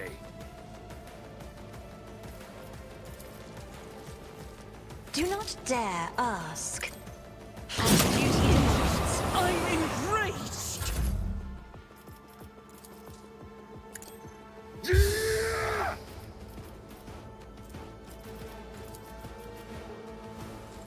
Nothing I can't do.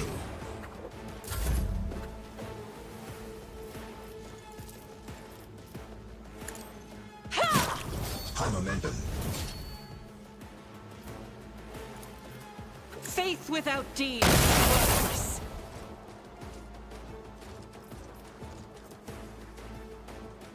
Power resides in the will of the righteous.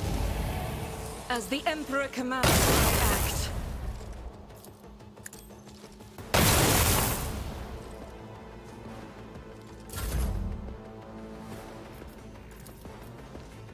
I'm afraid not.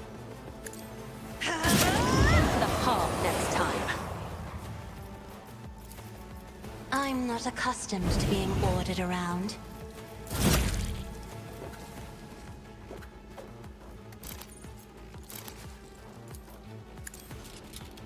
None can escape the Emperor's judgment. Doubt is for the weak.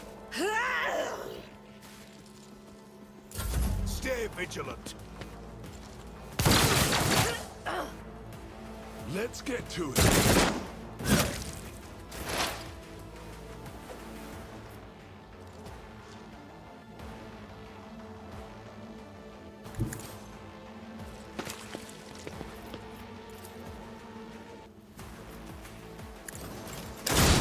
Messiah condemns you. Request approved.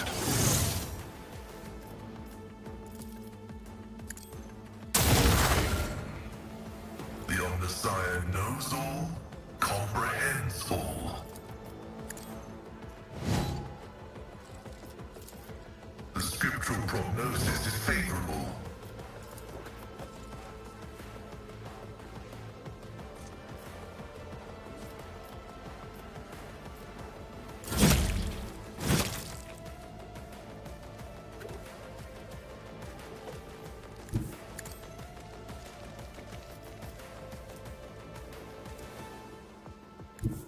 Death comes in silence, as honor ordains. Trust me.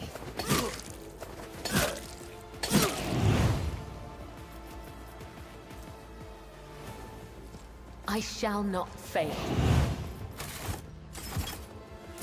Hold on. Death is a blessing. Suffered worse. Follow my lead.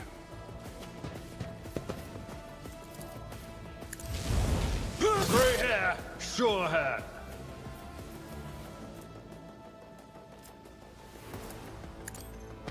Ha! An exemplary strike.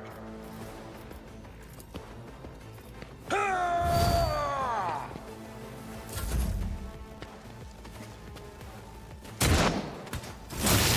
High momentum. I am fear incarnate! Already done.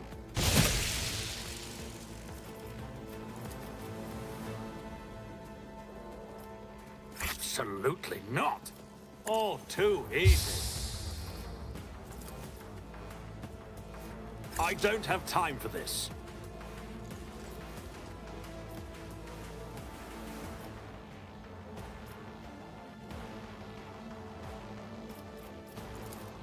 Nothing I can't do. I have read tomes of military tactics. Isn't this a job for the serfs?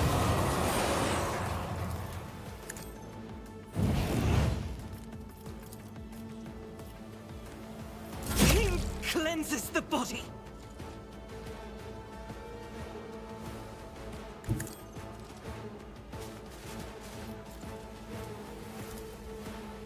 Blessed be the hand of the healer.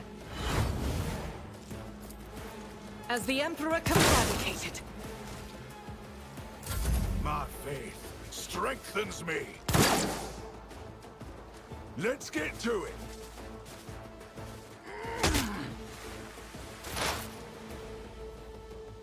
Heavy is the tread of his faithful. Cogitation. There is only fails. death, yours or mine. A dance of blades and shadows. As honor ordains. As the tenets demand. As honor ordains. Caught by the web. Time to slaughter.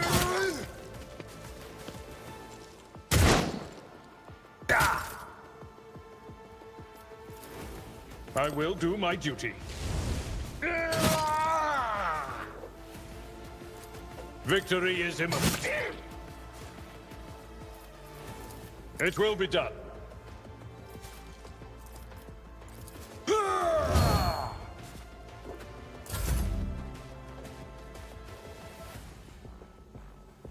Never wavered in the face of adversity.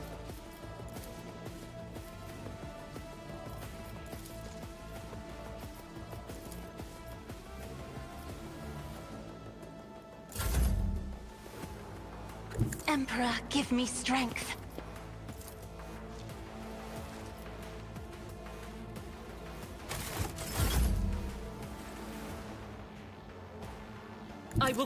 this battlefield in righteous fury!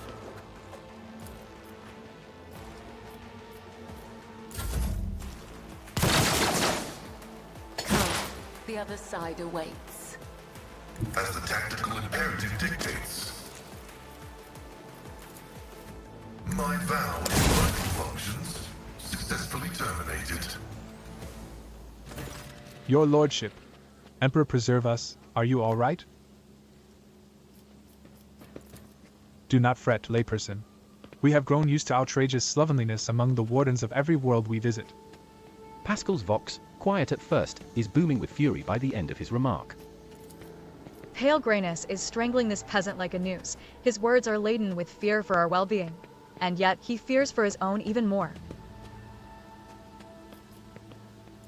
I am fine. I can't say the same for the attackers. Praise the throne. If you would please follow me, I will personally escort you to the governor, where you will have the protection of walls and wardens.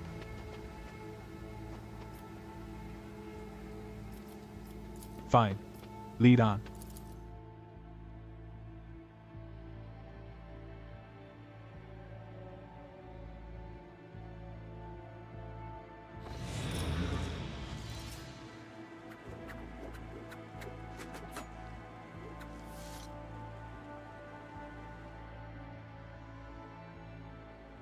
Locked.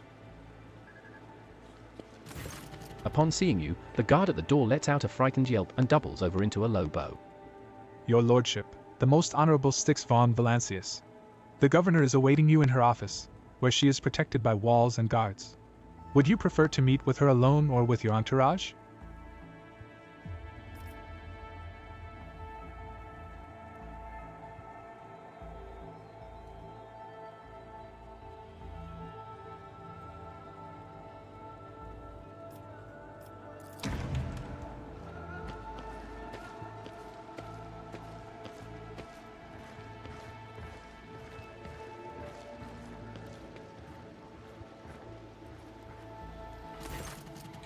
Vistenza Janus Viat AB Aram AF Coronas is furiously swiping at a data slate, issuing commands into a gilded vox. Upon seeing you, she hurriedly puts away her devices, smooths her skirt, and drops into a deep curtsy. Your lordship, accept my abject apologies for the reprehensible stunt that spoiled the reception. Even in my worst nightmares, I could never have imagined. She flinches when she notices Cabela standing at your side. A death cultist? And my, how unexpected. Must someone face severe punishment in the Emperor's name? Someone always does. As for who and when, the Undying One will tell. Cabela responds with dignity, seemingly oblivious to how sinister her words sound.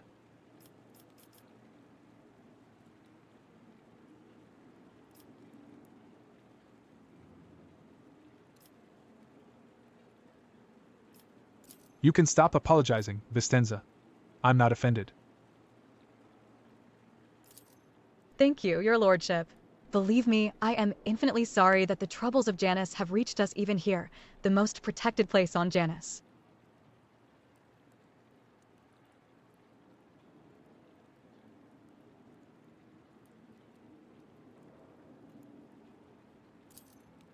The companion standing next to Vistenza respectfully bows her head.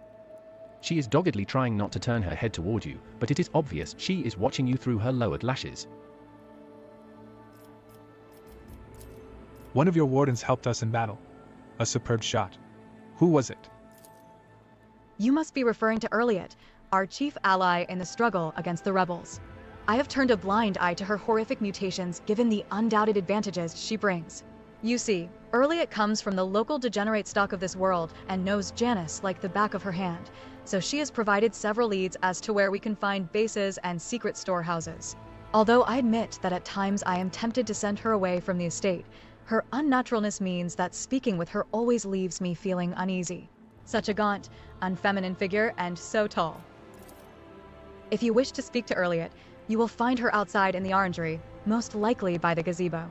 She prefers to keep her distance from others. What's happening on the planet? Several months ago, uprisings broke out on Janus. I was not even notified at first.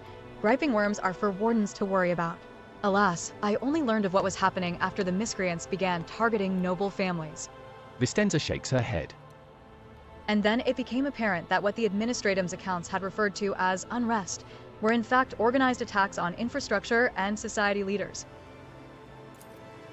They have already brought 13 agri-complexes to a halt and have now moved on to assassination attempts. My wardens are doggedly tracking down the rebels, but their leaders are slipping from our grasp yet again. Can Janus fulfill its foodstuff supplies under current conditions? I risk angering you, your lordship, but this is nothing compared to shamelessly deceiving you. Let us consider the situation dispassionately. Even the most talented logistics experts of the Administratum are unable to guarantee stable tides when shuttles are wary of landing at the spaceport. And the terrified peasants are indulging a dangerous minority within their ranks. Until the usual order of things is restored on Janus, any trade is nigh impossible. Considering what has occurred, your visit is a true blessing. You see, Janus does not have its own fleet. We could organize a planet-wide search if we had ships at our disposal, ships like yours, your lordship. Perhaps you will find a way to support your subjects in their hour of need? I'm sure even approximate coordinates would be sufficient to have the ground forces and ship's crew work together to hunt down the enemy.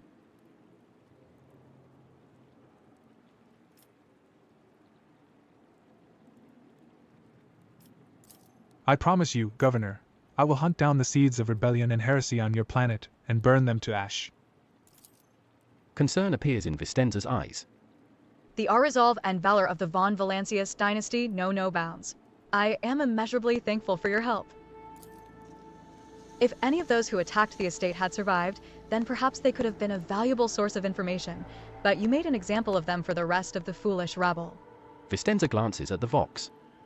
Incidentally, I did overhear the wardens talking about some kind of stranger in the area. Besides that, we still do not know who let those reprobates into the estate. The person who did it might also know something. I, as well as my retinue, are at your service. My secretary is checking the staff as we speak and removing all traces of the attack from the estate. An esteemed Muggos, who is responsible for agronomic efforts on the planet, is also here. He happened to be visiting this week to deliver his personal report. And, of course, there is my aide in the war against the rebels, Erliot. I have no doubt she will be delighted to share her knowledge of Janus with your lordship. Footfall Station is on the verge of starvation. Can Janus supply the people there with provisions? Yes and no, your lordship. If the question is, can such an expansive and fertile world as this one feed a few thousand void rats? Of course it can. We lose more provisions to gnawing pests every cycle than those on Footfall could eat in their entire lives. But can we ship said provisions to Footfall? Not a chance. Any cargo shuttle that leaves the surface will be a target for attack. The rebels will not hesitate to bring it down, sending flaming debris over the capital. Our silos could become targets for sabotage, food could be poisoned or mined. The logistics of transporting supplies to Footfall will only be possible once the uprising has been completely crushed. Tell me about Janus. Vistenza leans forward. Janus is a remarkable world, both in terms of its vast potential and in terms of the work that was carried out to transform it into an agri-world. House Viet has ruled on Janus for many generations, and each new governor has without fail contributed to the planet's taming. This world was once a wild planet, full of xenobeasts and utterly unsuitable for growing anything. To this day, despite our best efforts, Janus regularly rebels against us. Earthquakes, tsunamis, the emergence of new pests and weeds that invade the arable land. Sometimes I cannot help but think that this world is endowed with consciousness, the consciousness of a capricious and stubborn child who likes to spoil everything that we have achieved. What do you grow on Janus? Mainly, Helican flint corn and red turnip. Apart from that, in the southern hemisphere we have set aside vast tracts of land for the Grok's population. And, of course, I cannot fail to mention the several thousand acres of tilled land given over to cultivating fermentable fruit, for personal use and limited export. Even for an agri-world in the back of Beyond, this place is a real dump. What do you all do here for fun? When you have free time, that is. If you are asking about those of our circle, then let me assure you, there are enough noble families on World to keep boredom at bay. I frequently host guests, your lordship, and my servants arrange suitable entertainments, from parlor concerts to private executions of traitors who break imperial law. Nod toward her companion. Who is this person standing next to you? One of my ladies-in-waiting, Amelia. Amelia performs secretarial duties and helps me to remain in constant contact with those families who are most responsible for the productivity and prosperity of Janus. I trust my advisors implicitly, and over time Amelia has become not merely a faithful companion, but almost my shadow. Losing her would be like losing my right hand. Vistenza laughs and gives Amelia an encouraging nod. Amelia drops into a low curtsy. To bathe in the light of your greatness is a true honor, rogue trader.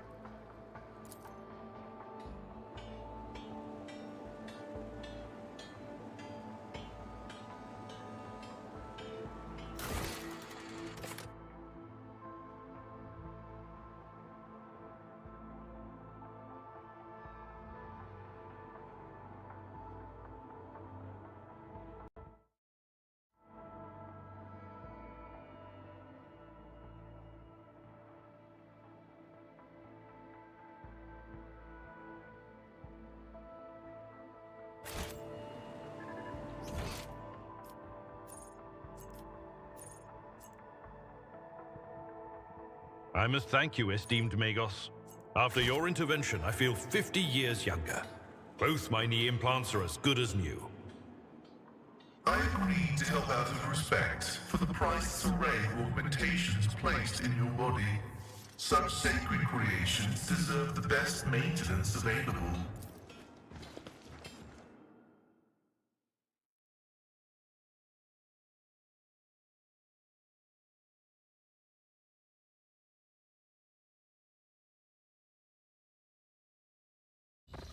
Crimson is a good color for battle attire.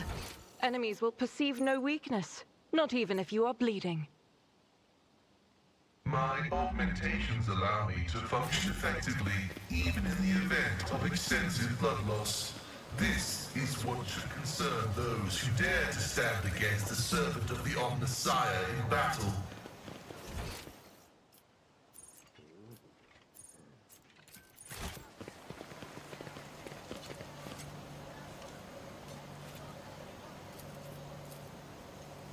This explorator is blessed with multifunctionality.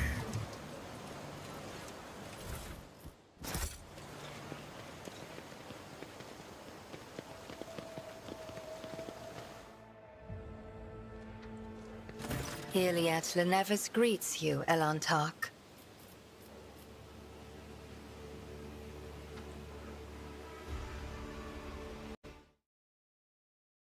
You're not a mutant. I have met souls like you before. You travel a path that offers you enlightenment. A rare gift among your limited kind. My soul is nothing kin to yours. Your kind call us Xenos, as if we are all as one. I came here to protect the Lilithon by assisting the Governor against her enemies. Will you hear me? Or be blinded to sense by your precepts?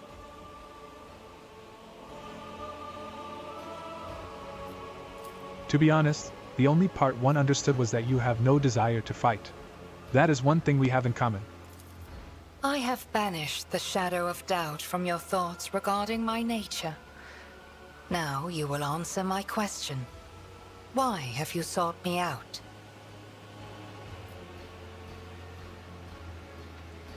So you're the Governor's mysterious helper? I am, Elantark.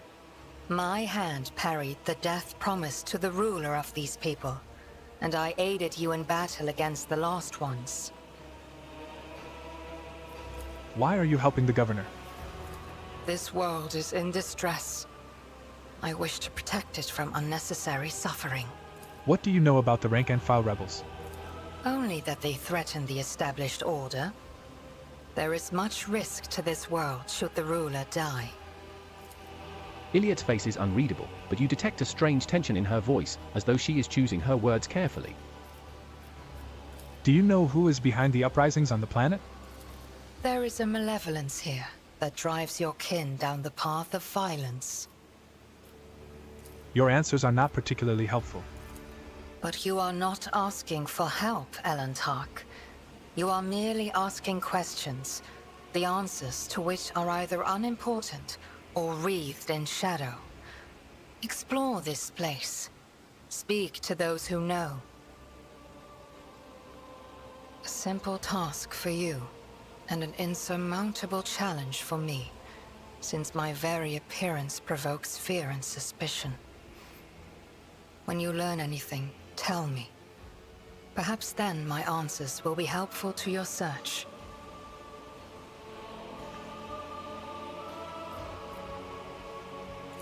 If you want, you can join me. None of the locals will dare to look askance at you in the rogue trader's presence. So be it. I will go with you. But Domin, this is a Xenos. The tenets of the Bloodspun Web warn us about their deceitful and vicious nature. They compel us to destroy them on sight. She is an enemy of the Undying Emperor, and she is driven by dark designs. My judgments and choices are for me alone, Monkey. If uniting with your master will bring peace to the Lilithon, then it is the true path. Do not get in my way if you value your next breath. Your attempts to intimidate me are as hollow as the lies seeping from your lips. Only the Domin's grace stands between my blade and your throat, Xenos. I am ready, Elantark. Let us go forth. Iliet is a Xenos, one of the Assyriani.